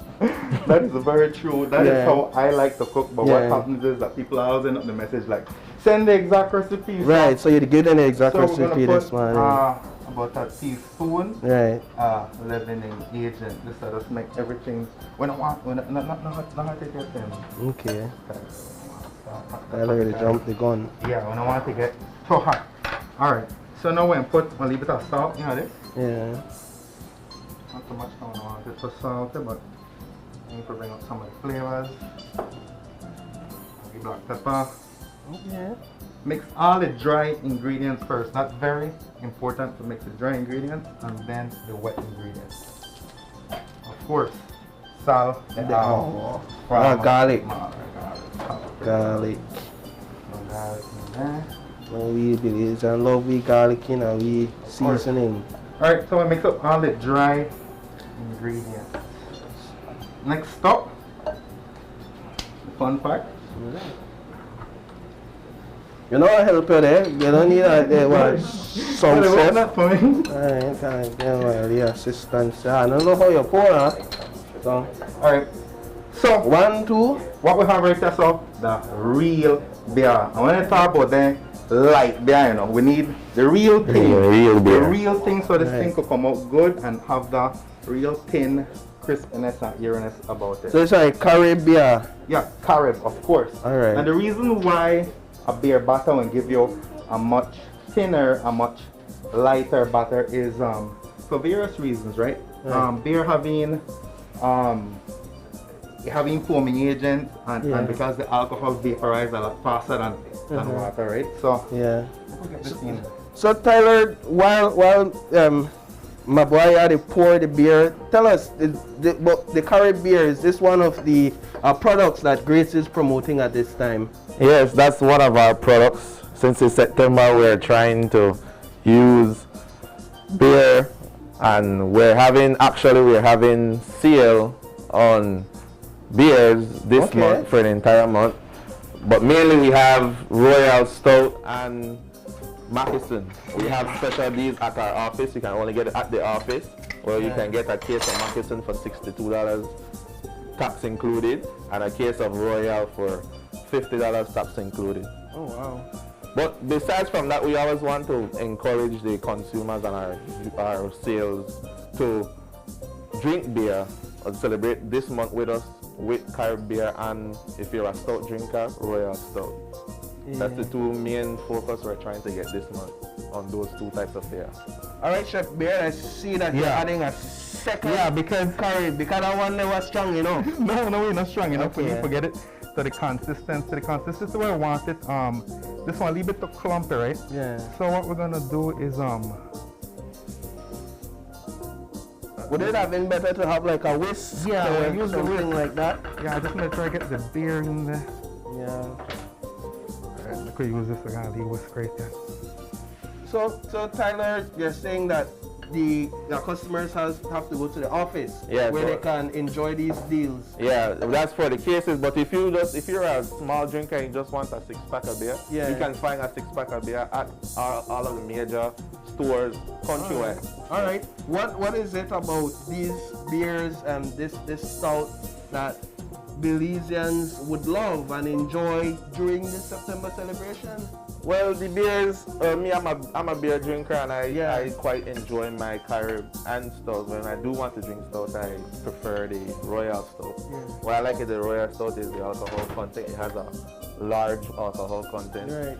And it doesn't especially for the ones that will love that large alcohol content. Yeah, it doesn't take you to drink a lot to get your buzz. Alright. So what we're doing now here, Chef Beard? Check it out, guys. So this is the batter that we have. That's the consistency. Yeah, this is the consistency.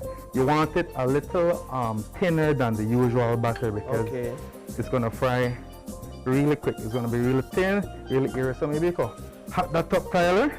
See, I have some shrimp here up on the side already. Well, these are just that shrimp we just peel, right? What we're gonna do is just lightly season it with some salt, pepper, and sal de ajo. So, you're gonna leave it a salt in there. Sal de ajo or garlic, right? Yeah, garlic salt. Garlic salt. Garlic salt. So, alright. So, we'll lightly season that and how that they look. Alright. So, Tyler, one of the things I see there is shandy.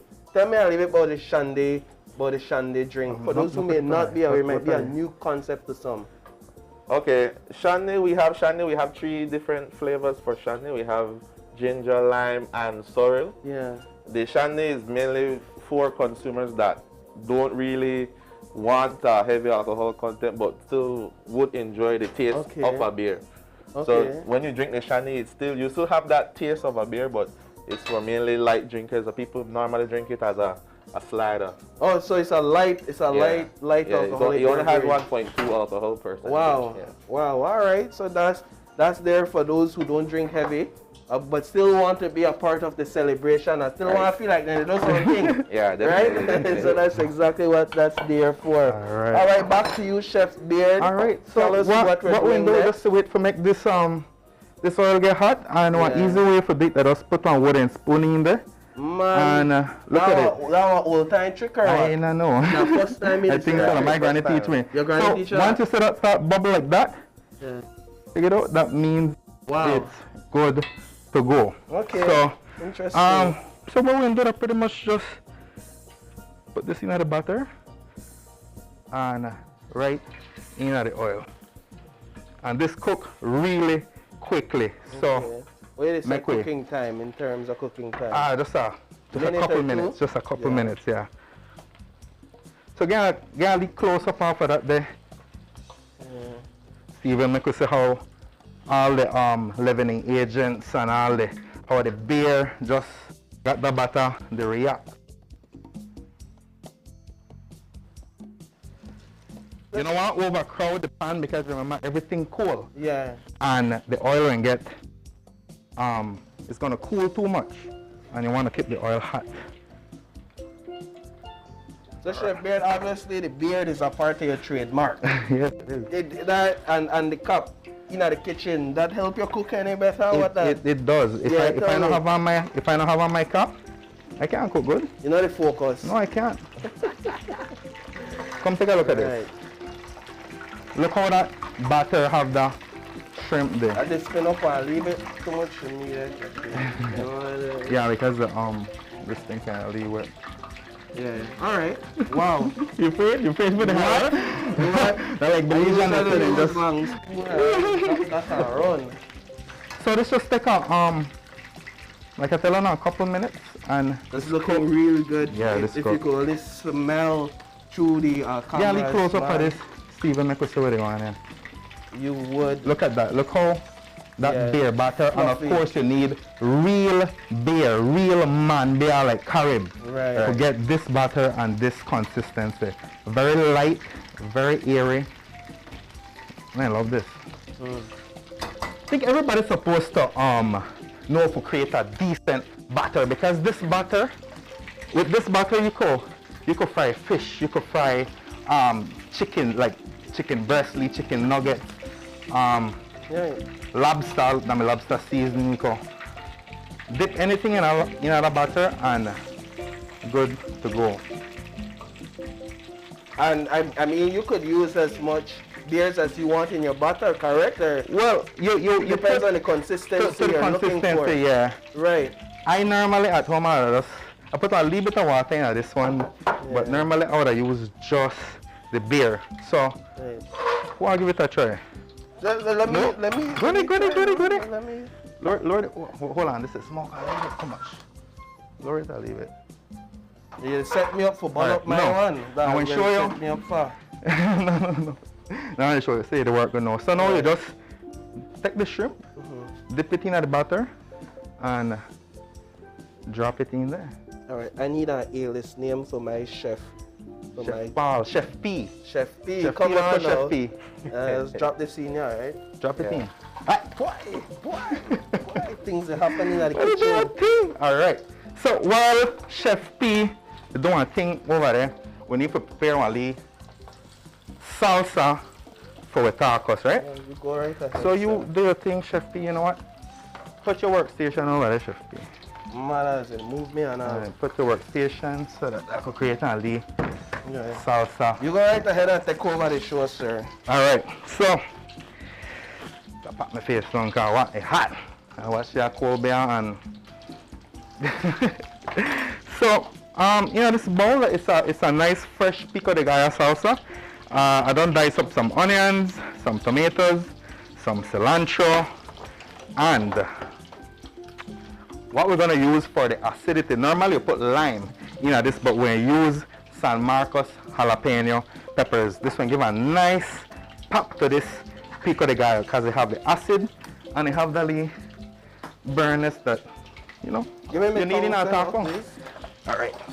Yeah, you just have to flip it, and what way you do the leaf butter that burned from the other ones, you could just like take it out. No problem. All right. So you're making the salsa over here. Yeah, I'm using San Marcos jalapenos for the little acidity that you use, because normally you squeeze one lime in there, but either way, I need pepper in my tacos. So what better go to a trusted man from that Grace Curry. I know people love jalapeno, especially in their tacos. Of course. I just put one big whole jalapeno right over my tacos and walk that. Chef P is doing a thing? Well, I mean, you can come out better than yours, I can promise you that. So, I will have to use my think next time, get 2 stoves and then we could settle this. Yeah, to set myself up now. Put your shrimp. Alright, so we got the jalapenos in there. We're just going to get this a little mix. So I'm going to put a little squeeze half a lime. Half a little lime juice there. Leave it a salt. Not too much. Only pepper, only black pepper. And we mix this up. Alright. So we got with salsa, we got with shrimp. You still go there? See the shrimp, man? Go there. I don't need it yet. I don't need it yet. Not quite. Because I'll put this over here. Alright. So we got some purple cabbage that are cut up. Make I just dress the good stuff down on the side. So we got with shrimp, we got some purple cabbage, got a little pico de gallo, and now of course you can't make a taco without tortilla, right? But before we do the tortilla, we don't want sauce, and I got a bad sauce for you today, Tyler and Paul. I got a bad sauce. This sauce, that one nice sauce I make out of this Grace hot pepper sauce. Now leave Diablito sauce that go perfect on the taco. So you do your thing there, and I can show you how I make this sauce. what I have in this bowl here, the 1 part mayonnaise, right? And what I have in here, a 1 part sour cream. Okay. So if you use half a cup of mayo, half a cup of sour cream. Make we get that in there. And this sauce go pan any taco. Right. Now, we're going to put in some lime, no? Some lime, yeah. Yeah. Once you work with mayo and you have sauce, you need lime to cut that. Okay. That nice, healthy squeeze of lime. Garlic. Alright, guys. Yes, garlic. Garlic very important. I'll tell you why right now. Nicely amount of garlic. And this already have the salt in it. Now, what we use this Grace hot pepper sauce. When That's this very mix, hot. So it's with hot, hot pepper, it got a nice flavor and it have a nice acidity to it as well. Right, and when this mixed with the sour cream and the mayo, so this is up to you how much you want to put. I like it, Lee. I like it very bun, but come on, that's not hot. That's spicy. I know, Yeah, that's so why right you now. need to drink one little beer, a couple of beers. You need it. You need it. a little spice in your To life. bring you back. Right, bring you back. Recuperation. So mix this up for me, brother. Mix that up for me. Hope I So get that I could get ready extra for. this. How you want it? Just mix it till it mix good. So when prepare some tortilla, right? Go right ahead, sir. And we're ready. After we hot the tortilla, then we can start plate. So I can put this aside. That's the part where we look forward Yes. to the most right now. We'll That start plate plate thing. So right now. let me get to that. How much time we got? At least we have a little time, man. Have a little time. We quickly run out of time, but so I have a little flat pan here that way. You can use your kamal at home, the same kamal that you use to make flour tortilla. Yeah. Sometimes when I lazy, I just patch the tortilla right over the hot stove, over the fire. But today I'm showing you something I different. think that shrimp definition. Yeah, you ready? Yeah. You can get this off of the stove. I need the same. So take that completely off of the stove. Yeah. And the fire on. And put the fire on pan low. Alright, check this out, pal. What I have here. You see this? The same shrimp. You mean pan Steven. You see the same shrimp, the skin where I peel from the shrimp? You not put them thing to waste. This is shrimp oil right here. And I want you just take a little taste of that. Just put your finger there. Oil. That plain oil, that is plain oil, but so it's on shrimp oil. It's pretty much just plain vegetable oil. You put it on low fire in our little pan. Low fire on your stove and the same skin from the shrimp. You put it in and make it simmer down. Throw a little habanero, throw a little garlic, and you have shrimp oil. And this is what we use for hot the tortilla, right? You don't need that. But you need to leave it oil for hot the tortilla. Yeah, sure. Alright. So we got time? Yeah, we're winding down here. Alright. So we're just gonna hot the tortilla real quick and then we're gonna build the taco. Okay, so while he's building the tacos, I would like to mention that along with beer, we also have some banded offers with our products in the stores countrywide. We have Grace evaporating milk. We have an offer that you buy 2, you get 2 free. Grace condensed milk, you buy 2, you get 2 free. Okay. We have Grace coconut milk can. If you buy 2, you get 1 free with it. We have Grace salad cream. You buy 1, you get 1 free. And we also have Grace Vienna sausage that you buy 4 and you get 1 free. And you can find these promotions countrywide also along with the 6-pack. So I like to encourage the viewers to go and look for these promotions. They are very nice promotions with very affordable prices. How affordable are these beers when compared to when stocking up to the other beers that we find on the market? Well, for the most part, due to our pricing, we're fairly good in the market. Yeah. At most stores you can find a 6-pack of Carib for $15 average. Wow. Yeah. Wow, that's good. Yeah. Because it normally retails for like $2.50 or some stores use the promotion. We like to offer them that they can buy 4 for $10. Yeah. Okay. All right. There you go. All right. So we're going to get to the plating now. This is the final part. Exactly. So what we want to do is just put some of the sauce out the fire for me. We're going to put some of the sauce down, pan the tortilla. And this is how we kind of be like a glue for make everything just stick Okay. on top, right? After that, I'll put one. Shrimp. 2 shrimp in each one. 2 shrimp in each one. Yeah. Man, I'm excited. And watch how the small shrimp swell up because of the butter, right? We add the side. This the way you serve this. My one can put a small. You serve this, you can leave it a cabbage, or leave it a purple cabbage. Or leave fresh pico de gallo.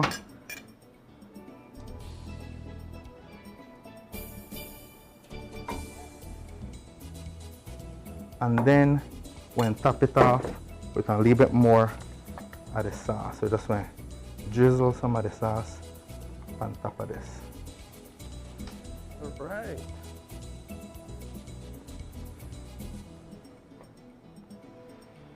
All right, and Dr. Heat, right then, brother? All right, folks, so there you have it. Beer-battered shrimp tacos by none other than Chef Beard. All right, Chef. So the last thing as we head out for this segment, we have to do the taste test. We have to do the taste test. So, you ready? Make we taste. Well, the way I like squeeze on the lime top of mine. Right. I don't know how I like it. Don't like a little lime. Yeah, little lime. Put a little lime on it. One each. One each. Got it? I can't eat. Oh, yeah. You. Eat. Come on, Chef. You know this. All right, yeah. Chef. I forget the man allergic though. Well, trust me, you're not going to waste. Somebody will eat it. Hold on, 1 second. Yeah, for the cheers. tacos. Cheers. Cheers.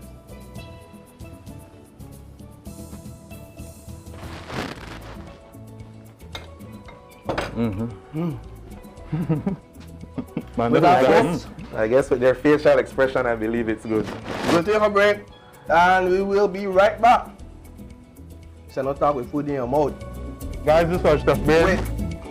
UNICEF, this was Chef Beard and Tyler representing Grace. Grace, flavor with a beat.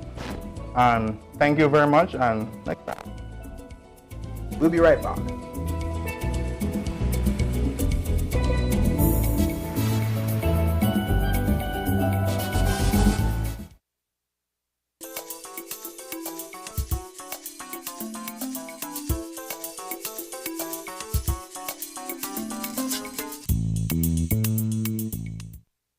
Flavor with a Beat was brought to you by Grace Candidate Belize Limited, bringing good taste to life.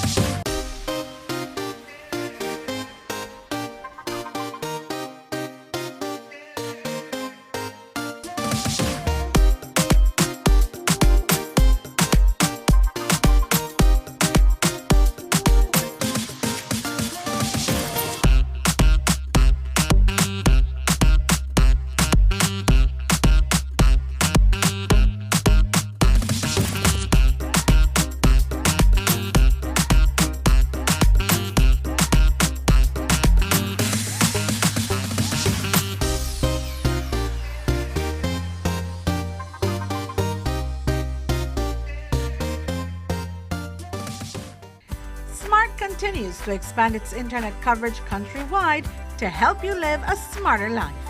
Our villagers are very happy.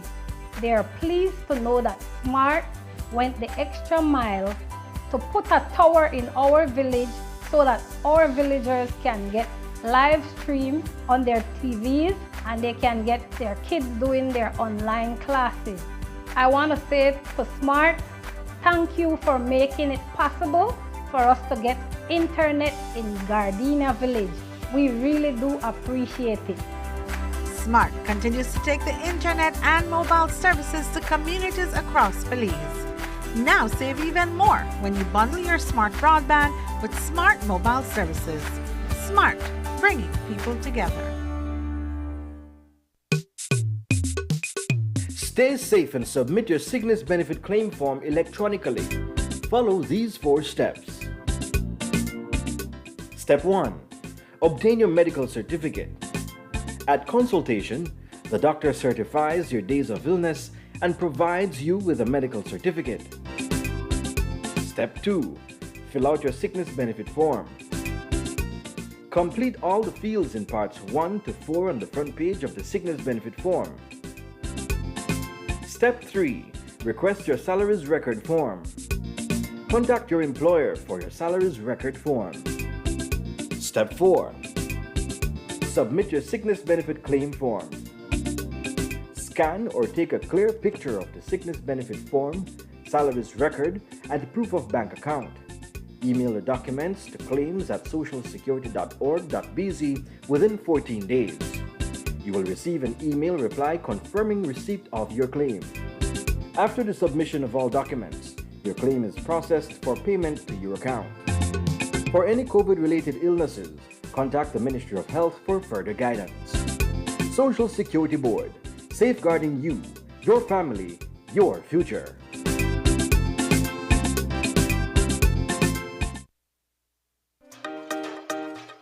Yeah, yeah, yeah. We are one. Nex'Us, Nex'Us.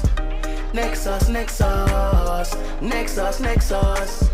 So let's come together. Nex'Us, a safe space for you to meet other young people, exchange ideas, learn and discuss about the issues that matter to you. You are a leader, I am a leader. Let's come together and share ideas. Tune in to the live launch of the Nex'Us platform on Channel 5 or on Facebook and YouTube on Saturday, September 11th, starting at 9 a.m. Register and attend the launch to win fantastic prizes. Nex'Us, Nex'Us. Nex'Us, Nex'Us. Nex'Us, Nex'Us. We are one.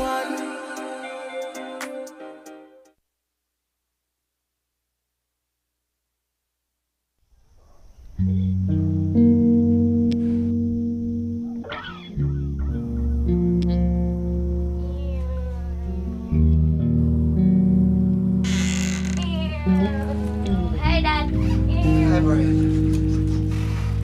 Please stop running around the house. Right now, Dad. Damn it, Brian! I told you stop it! Can't you hear me? Are you deaf? Or you just being Time out. Your life is stressful, and it is easy to lose your patience. When you feel this is about to happen, take a time out. Harsh words are verbal violence and can be very harmful. They are not forgotten. Offering alternatives and communicating with your child is the best way to build real respect. I'm sorry, Brian. That just had a rough day at work. Can you do something quiet? Do you want a job? That's more like it.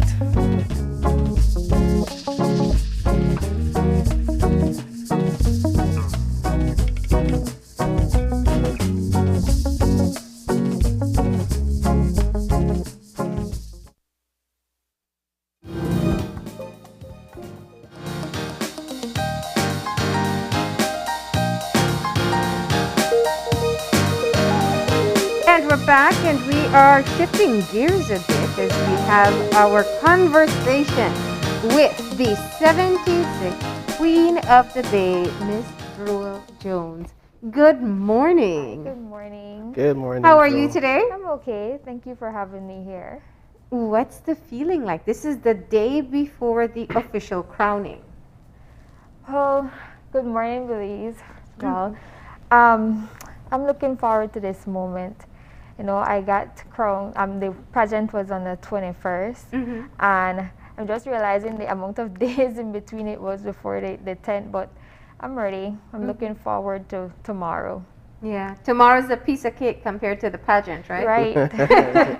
I told my mom the last time I did the curtsy was the night of the pageant, and I literally packed up everything, packed up that and no more curtsy for me after this.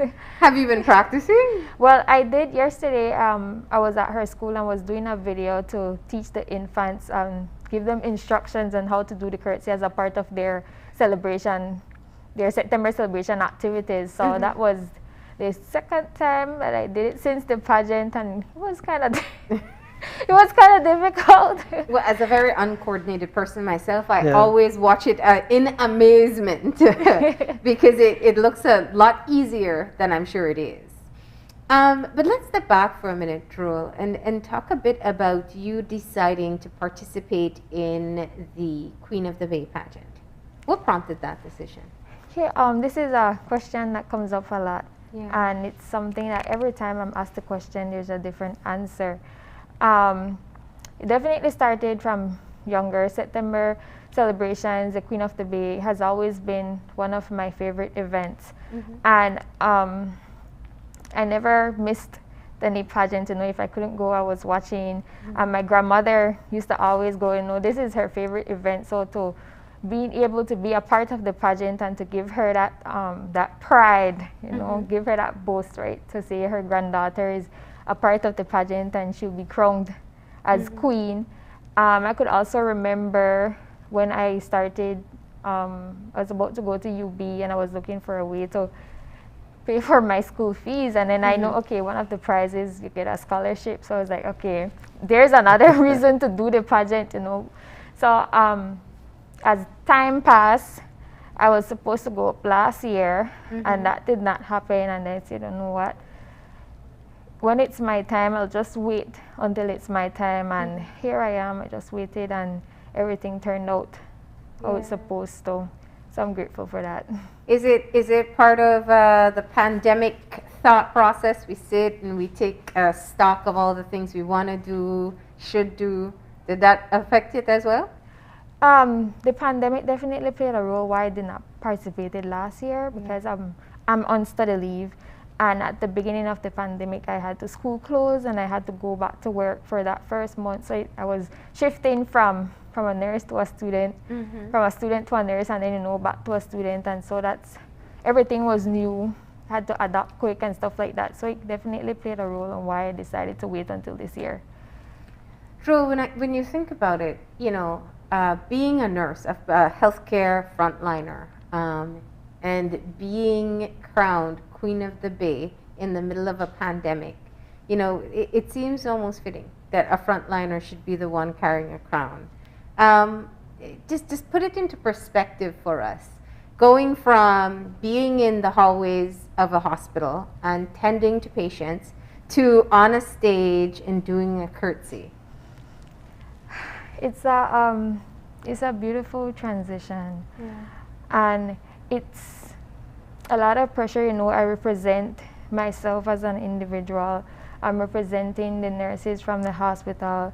I'm representing this title, the prestige of this title, you know, and to be able to be a part of this pageant during this pandemic. You know, there was a part of my mind that's saying, man, I'm out here doing these recreational activities, and, you know, my coworkers are in the hospital grinding and doing their part. So I'm thinking, what's my role being out of the hospital but yet representing them? So that's why I'm promoting public health and to encourage people to get their vaccine. It's at a point now, if you're not doing it for yourself, then you do it for the vulnerable people around you. You do it for the frontliners who are in the hospital doing their part and putting their safety at the back burner and taking care of other people. So it's an honor.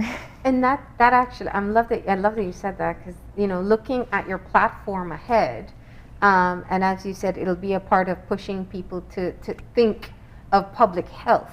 How do you, I mean, when you now deliver the message as Queen Designate, and you have these opportunities to meet people from all walks of life, what do you hope to say to them? What do you want them to walk away with? Well, what I want people to think about, you know, you have to consider your health. You know, as you grow older, you have different factors that play a role in your life. Times are changing. We have to learn how to adapt to changes. Things won't be the same all the time. It will not be the same, and sometimes you will be reluctant and don't want to do something, but you have to do your pros and your cons, and that's where you make your decision. You know, so my focus most of all is like to get to the young people. You know, we account for a vast majority of our population, and being educated and knowledge, you know, knowledge is power. So young people have the ability to impact or to influence other people, you know, and to even influence their parents. So that's my plan going forward, and that's what I want people to, you know, keep in mind. Yeah. Joel, if you could just share a bit about a day in the life of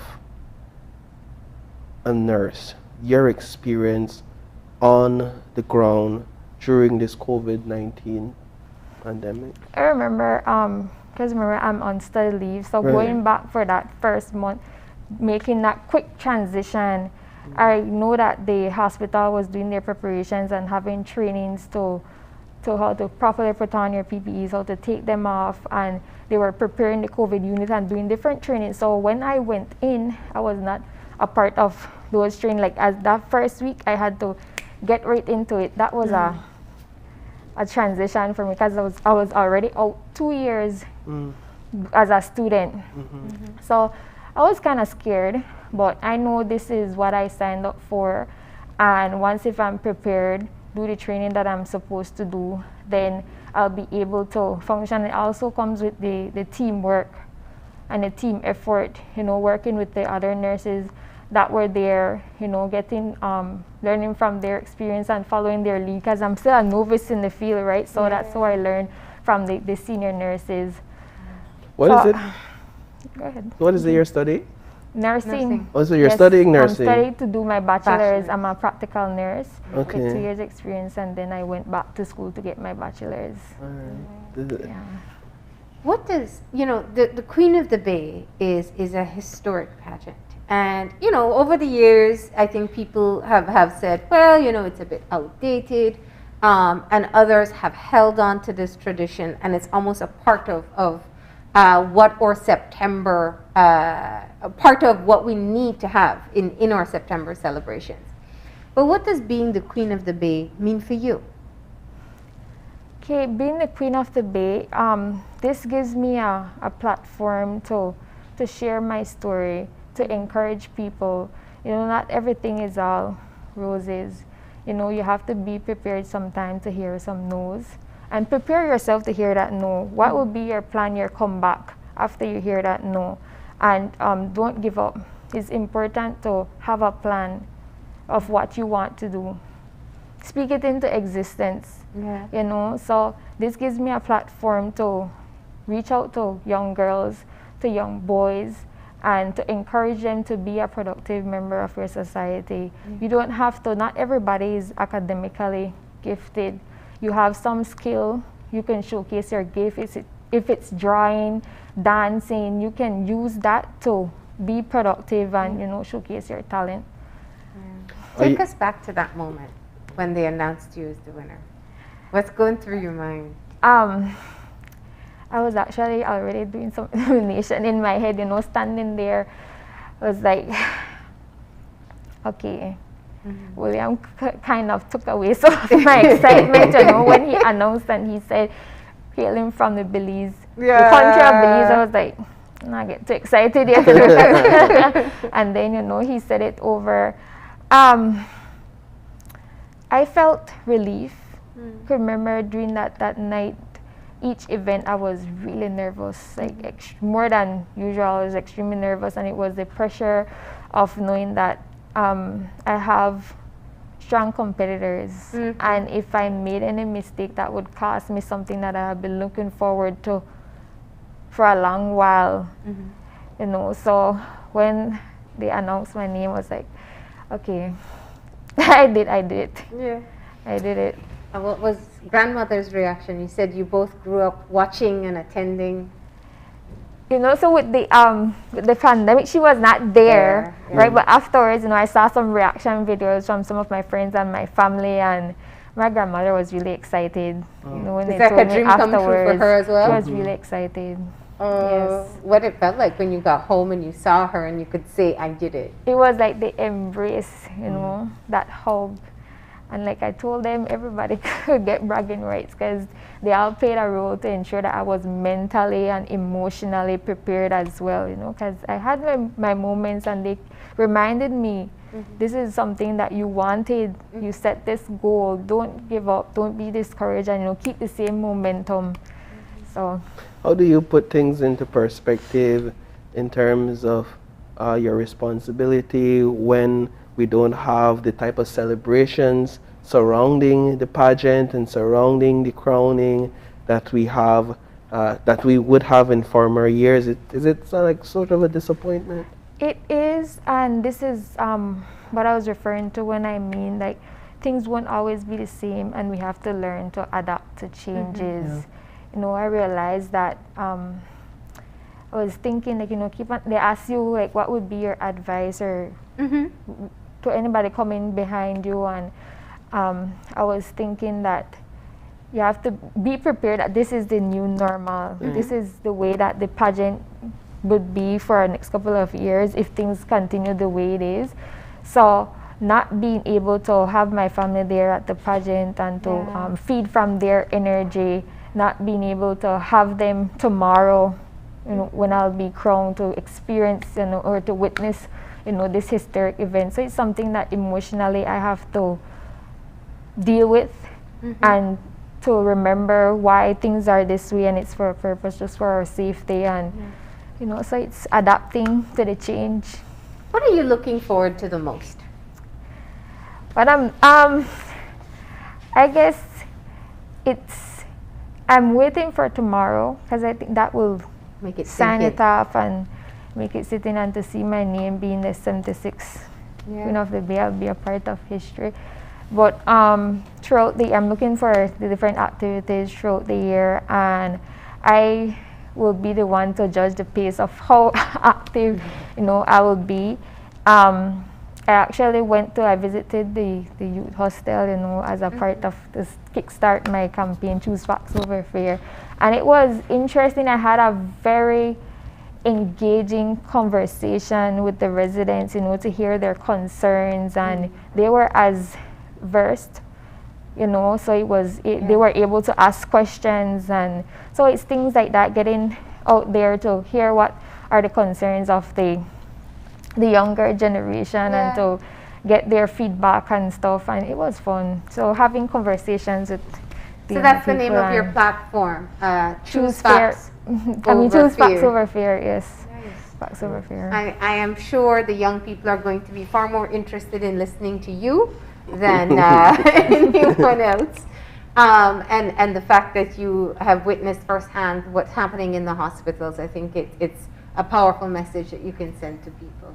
Any closing thoughts while you are still the Queen designate today? Because after tomorrow, you'll officially be the Queen. Actually, I want to pull out my list to give my thank yous, like, you know, because there's a lot of people that help.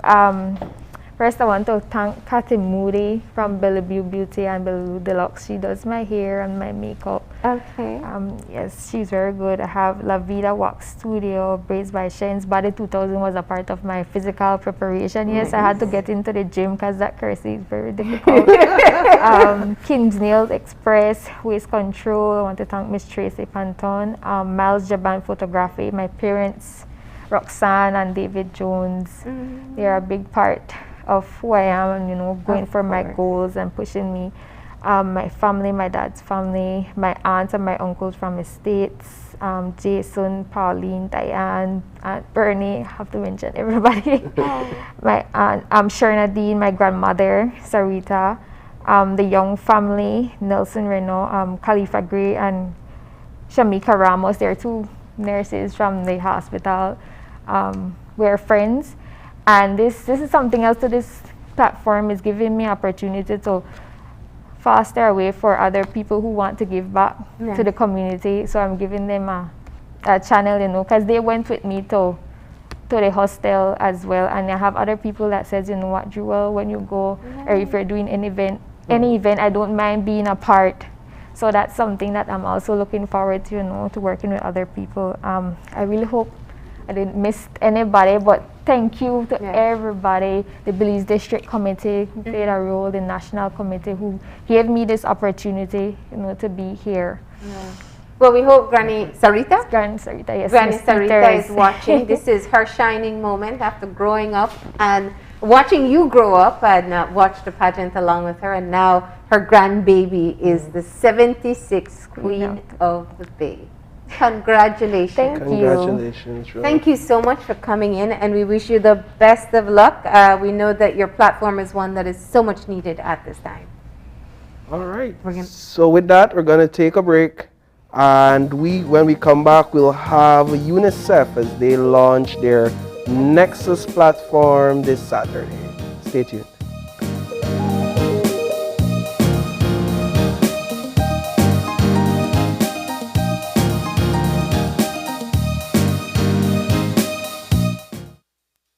Good morning, sweetie. It's time for school. Are you a teacher or public sector employee who is thinking of owning your new home? Get the keys to your new home with Belize Bank's all-inclusive mortgage, the best financing option in Belize for your new home purchase or construction. Inclusive of all mortgage-related fees, no down payment, affordable terms, amazingly low interest rates. Visit our nearest branch to speak to one of our financial advisors to discuss how you can be one step closer to owning your new home. Some conditions apply.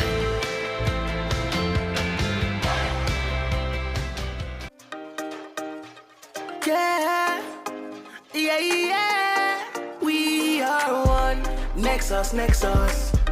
Nex'Us, Nex'Us. Nex'Us, Nex'Us. So let's come together. Nex'Us, a safe space for you to meet other young people, exchange ideas, learn and discuss about the issues that matter to you. You are a leader. I am a leader. Let's come together and share ideas. Tune in to the live launch of the Nex'Us platform on Channel 5 or on Facebook and YouTube on Saturday, September 11th, starting at 9 a.m. Register and attend the launch to win fantastic prizes. Nex'Us, Nex'Us. Nex'Us, Nex'Us. Nex'Us, Nex'Us. We are one. It's a fact that with Smart, you get truly unlimited everything. Only with Smart, you get unlimited data anytime, while with the other guy, it's only double data on weekends. With unlimited data every day with Smart, there's no need to wait. So, it's a fact that our unlimited plans beat the competition.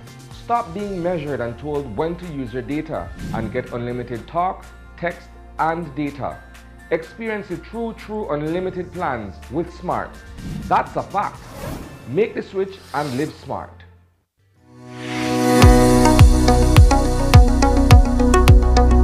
How does the AstraZeneca vaccine work? The vaccine provides support to help your body develop immunity to the virus that causes COVID-19. The body is left with a supply of memory cells that will remember how to fight the virus. It takes a few weeks for the body to produce the antibodies after vaccination. How long does it take to build immunity after taking the first dose of the vaccine? There is protection 14 days after a person's first dose. However, that initial protection may decline over time, which is the reason why it is so important to get the second shot. How long after the first dose should one take the second dose? The second dose should be given between week 8 and week 12. Are there any deaths associated with the AstraZeneca vaccine? There have been no deaths associated with the AstraZeneca vaccine. Vaccines save lives. They remain the safest, most effective, and cost-effective medical tool developed. Increased uptake of the vaccine is the best way to stop this pandemic, save lives, and return to normalcy.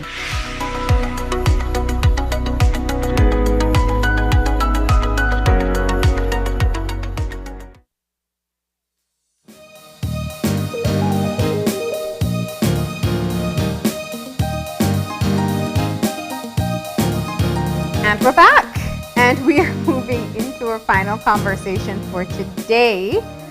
We are joined by two persons who are going to be telling us all about the Nex'Us platform launch. We have with us Paulette Wade, who is the Monitoring and Evaluation Specialist for UNICEF Belize, and we have Nadir Mendoza, who is the President of Adolescent and Youth Alliance, and here to tell us all about the Nex'Us platform and why young people should be excited to join on. Good morning. Good morning, Maleni. Good morning, Paul. Good Thank morning. you for giving us this opportunity. I'm here to support Nadir because, as you know, this whole platform is being steered by young people. And so I want to hand over to Nadir. I'm only here as backup. This is a young people platform.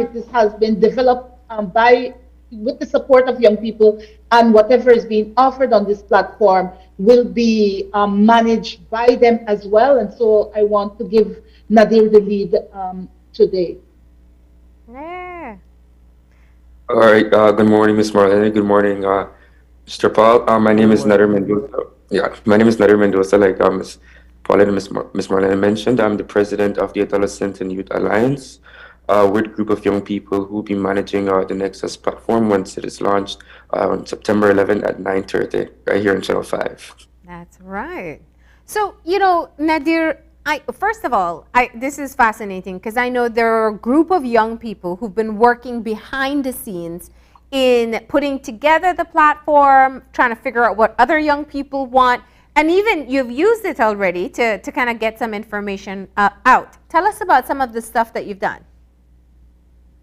So some of the stuff we've done in relation to, first of all, building up the platform to where it is, and actually using and testing it is basically, we had some consultation sessions alongside with UNICEF where we heard the young people, concerns and what they want the platform to be about. Basically a safe space where they can raise their concerns and comments, free from any negative, or unneeded comments. So they can safely, make a suggestion, where they want to make a suggestion that they want to see, Belize in the future or something they feel of grief concern to us as young people in Belize. And so that's how we went off, creating this platform. And we've actually held various sessions with some youth groups in relation to, mental health awareness over the past months, and also training teachers as well on the platform in relation to mental health. Yeah. And what would you say is different about using Nex'Us versus kind of some of the public forums that are available? So with Nex'Us, like I said, it's a safe space for young individuals. So basically, we have different activities. You can host webinars, meetings, socials, launches, and trainings on it. Our young people could call in and, I want to host, have an event surrounding this topic. They'll email us at the executive department, they want to hold a meeting on this topic, we'll send out invitations to their respective people they want to invite, and they come in and talk and speak, speak about their concerns, basically, addressing their problems, what they see we need to get done, and how we could make those changes applicable, going forward in the future. So I want to step back a bit just to ask, in terms of, I am not too familiar, so what is Nex'Us? Like, how can those who are hearing about it for the first time get access to this platform? So Nex'Us, first of all, it's a platform that was created, to function as a virtual resource center that engages us adolescents and, young people in learning and exchanging ideas and experiences. So to get, logged on to this website, to this platform store, you could go to nexus.ntfc.org.bz and log in and register, or you could go on to the UNICEF page, that same save the date, scan the QR code, and you go straight to a link that says log in and register. You click in, you enter your credentials, and you'll be signed up on the platform and get ready for a launch on September 11th. Yeah. So just to give a brief tease, is it a platform that is interactive whereby youths and adolescents will be able to interact with each other and share their concerns in an interactive way? Yes, indeed. It would be an interactive platform. It's something similar like a Zoom meeting, face-to-face conversations, listen to our concerns, we voice opinions or suggestions on this topic someone raised. It's basically having a healthy conversation with each other throughout this because of this pandemic generally, because we're so far away. We won't be able to see each other close like what we want. So we use this platform to do that interaction over the internet, so we don't miss out on anything that we want to share with each other, and keeping our mental health at an all-time high, because being home, losing that social interaction with everyone can be depressing. It can lead people to get depressed or be in a state of depression. Yeah. I just want to add as well, this space, virtual space.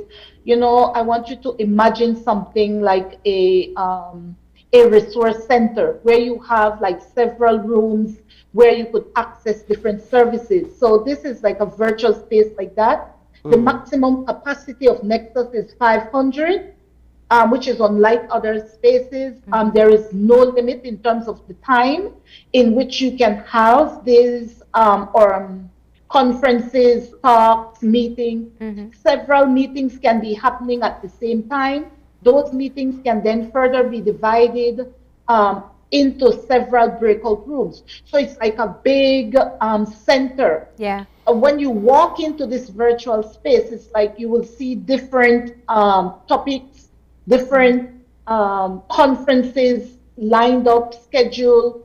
Some of these conferences or training already have videos explaining what it's about. So it gives you that virtual space. So it's not just a Zoom meeting. Yeah. What we heard from young people were they were tired of just that regular Zoom. What they wanted was something more interactive, and they wanted to have a space that they could speak to other young people. And they wanted, because it is a virtual platform, they know that we could expand the capacity as much as possible. Yeah. So when we first did a test, that was when UNICEF, UNDP, and UNFPA was having the discussion around our new CPD. And so we tried it. But at that time, we only had space for 100. And it was very unfortunate. And I want to take this opportunity to really apologize to young people and apologize to their parents, because we could not hold more than 100. And we had far more than 100 young people trying to get in, and the system was kicking them out, or they had to be in the lobby. They were not allowed in the session. Yeah. So we learned from that experience, and we said, okay, let's make it as wide as we can, and so the maximum we could have had was 500. So now there is no way, if you want to engage, especially on Saturday, that you will be kicked out of the system or not allowed from out of the waiting room. And that's why it's advisable that you sign up early as well. Yes, but this is, yes. I'm so glad you said that, Paula, because we think of Zoom, we think of Facebook. The kids, though, the young people, they really understand that a virtual space can be beyond that. And when you talk about having rooms with information already, they can go in and find out about vaccination or COVID-19 or mental health resources in the country, and they can hang out with their friends and watch it at the same time. Yes, yes. Yeah. All that is available. And what was good, like for us old people, as Nadir would say, no, we were trying to advertise the Nex'Us, and so we said, along with Stephanie, let's try to do a TikTok. Well, our TikTok was immediately shut down by young people. We got examples of what a TikTok should look like. Okay. So yeah, they were also the ones who said, on this platform, we don't need a platform with a lot of information. All you need is a QR code, a barcode, and we can show everything all at once. Yeah. So they have also ensured that the system that we have is very much youth-friendly and is at their level of ICT knowledge and skills. Yeah. They are far beyond us for sure. Nadir, I think a part of the important part too is looking at the safety. It's talking about issues or things that you're interested in, but also safe from some of the cyberbullying that you'd be prone to in more public platforms. Indeed. It is a safe, space that these individuals can go and speak on their opinions and concerns, free from bullying, cyberbullying, and all those different things. Because we live in a society these days we judge everyone about anything. So this platform actually helps them to know that they're in a safe place where nothing or whatever anyone says will be keep in confidentiality. So they won't have any issues after leaving that session. They'll need to worry about this coming out, that coming out. It'll be a safe, confidential place where what they said, where things they say will stay there, and they don't need to worry about anything or being judged or being anything by anyone, basically.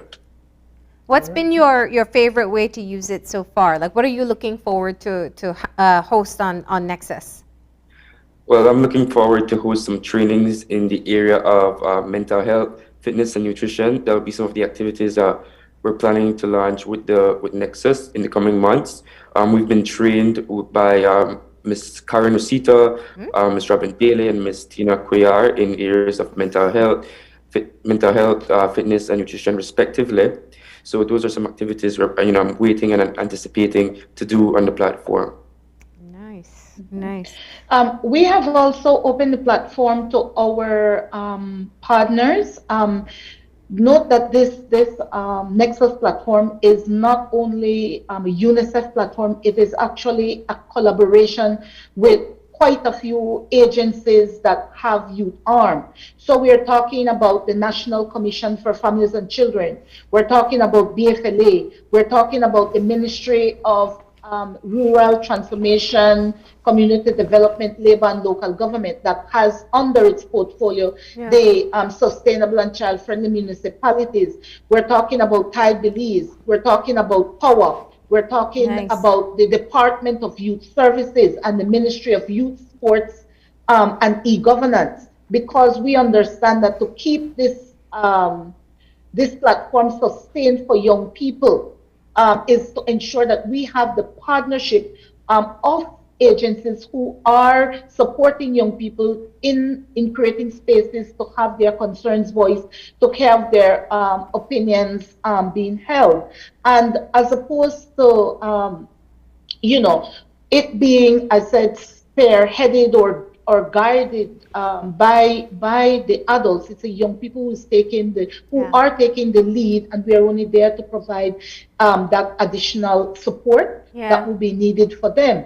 And when we did a poll with some of the girls, they said, Miss, you know what we need to do? We need to also have a session on makeup and how to look pretty on screen, because one of the things the girls are having problems with is that all day they watch themselves on the screen for school. And so they said, Miss, I'm noticing that I have a pimple here, I have a this here, and how Miss Marlene always looks so cool on camera. So that is one of the things. So it's not all it's also a space to help them with some of the other issues they're facing as young people. And so Miss Marlene, if you have a time one of these days, you can have a session with the girls. I'll do the opposite. On how you look so cool. Here's what I'll do. I'll do the opposite. I'll do a session on Nex'Us with no makeup, and then they'll see we're all the same. But this is a really exciting venture, and I know that it's also crucial to get accurate information out. When you say of things like BFLA, I imagine things like sexual and reproductive health. Being able to discuss it with other young people in a safe space, that's definitely a game changer, and especially in these virtual times where it has to be online. So let's talk about how people can participate in the launch on Saturday. It'll be on TV, but the best experience, Nadir, is on Nex'Us itself. Yes, ma'am, indeed. Yeah. So like you mentioned before, you go on the Nex'Us, nexus.ncfc.org.pz, you log in. After you log in, you need to register. If you're not logged in already, you can register for the platform. After you register, you'll get your link sent to you. So now on this launch date, tune in, because we'll have some various activities. We'll have some performances from some individuals. Can't see any names as yet. You have to go in, log in, wait and see. We have some various prizes. Big prizes, little prizes. All kind of prizes. Just log in, join, and basically, I want to call for the young people to join this platform. Log in and watch and see.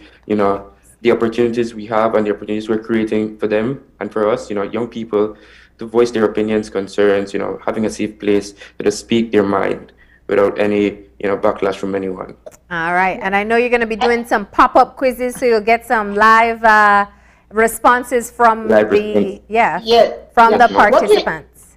Right. What we have tried to do is to do a hybrid, because we are actually really, this Zoom kind of fatigue. So what we are trying to do is some pre-recordings, going to live screening, then go into the audience interaction. So it's going to be really an interactive experience. Yeah. And Nadir, I'm going to let out a little secret out of the bag. We have even performance by Super G.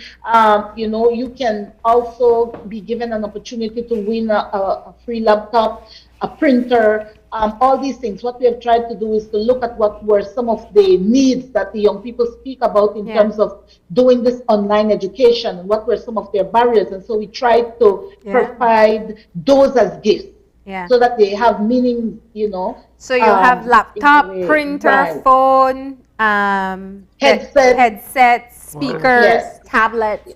All these things are going to be given away, but you have to register to participate. And that's how you're eligible to win. Now, here's my final request as we start to close things off. The jingle is so much fun. I don't know why you're going to do a TikTok dance for the Nex'Us jingle? We'll probably work on that. All right, and of course the jingle is by Stig the artist, who will also be a part of the launch on Saturday. Well, thank you guys for giving us a preview of what people can expect. We're looking forward to it. Likewise. Thank you. Please, young people, come and join us. All right. So join the conversation. Yes, indeed, Ms. Paula. All right. There you have it. So the Nex'Us launch takes place this Saturday. You can register at nexus.ncfc.org.bz. You can also just scan the QR code that's in the ad itself, and they'll take you to that registration page. It'll be live here on Channel 5 and on our Facebook, so you can also learn more about it right here on this station. We're going to close things off today with an extended show. Quite a lot to talk about. Definitely, I think the buzz today will be on the new regulation coming in October 1st, and we'll be providing you as much clarity as we can as to what this means for us moving forward. We want to thank Minister Chebat for coming in for that update. I know you had a great time with Grace, right? Oh, yeah, I did not want to leave that set. I know. The food was amazing. Thanks to Grace for coming in and showing us, how we could enjoy this weekend at home with some nice beer-battered shrimp tacos. I mean, it's amazing, and they promoted their Carib beers and the different beers they have on promotion, different drinks they have on promotion for this entire month. So Grace, thank you. That's right. And we also want to thank Queen Designate Druewel Jones, who will be crowned tomorrow as the 76th Queen of the Bay. As I said earlier, I think it's very fitting that our new Queen, Queen of the Bay, is going to be a nurse who is coming out of the hallways of the KHMH to take the stage and receive a crown and do her curtsy. Her platform is choose facts over fears. So timely, and we wish her the best of luck with this year ahead. We also want to say thank you to UNICEF Belize and to Nadir for coming in and giving us, when they say young people now, Paul, I don't know about you, but they start talking about certain things, and I'm like, yep, that's not me anymore. But a virtual space, a virtual room for very young people only, where you can get information but also have fun, and it is just for you, and it's safe. So you just have to register to get on, and you'll find out all they have to offer. Take advantage of free training that they offer there as well, from food, fitness, mental health. Yeah, why not? You name it, why not? And it's free, and it's an opportunity to get with your friends as well and even meet new people. So, for sure. All right. But we got to wrap up today's show. If you would like to contact us, send us an email at oye@channel5belize.com. You can also find us on Facebook at Open Your Eyes BZ and on Instagram at OYE Belize. We're going to close things off this morning. Of course, this is the day before September 10th. Looking back at the 2011 celebration of September 10th. We want to say to all of our viewers a happy 10th of September, St. George's Key Day, and please stay safe over the weekend, and we'll see you back here on Monday. Have a great day, please.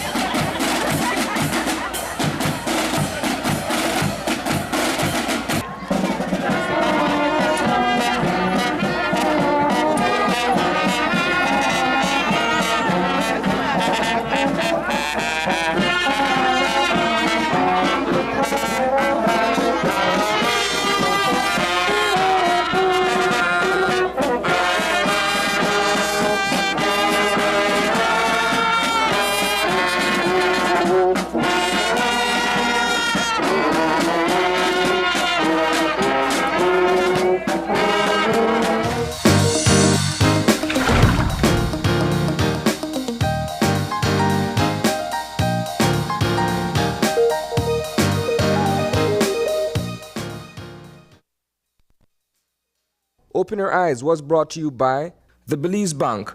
Our country, your bank.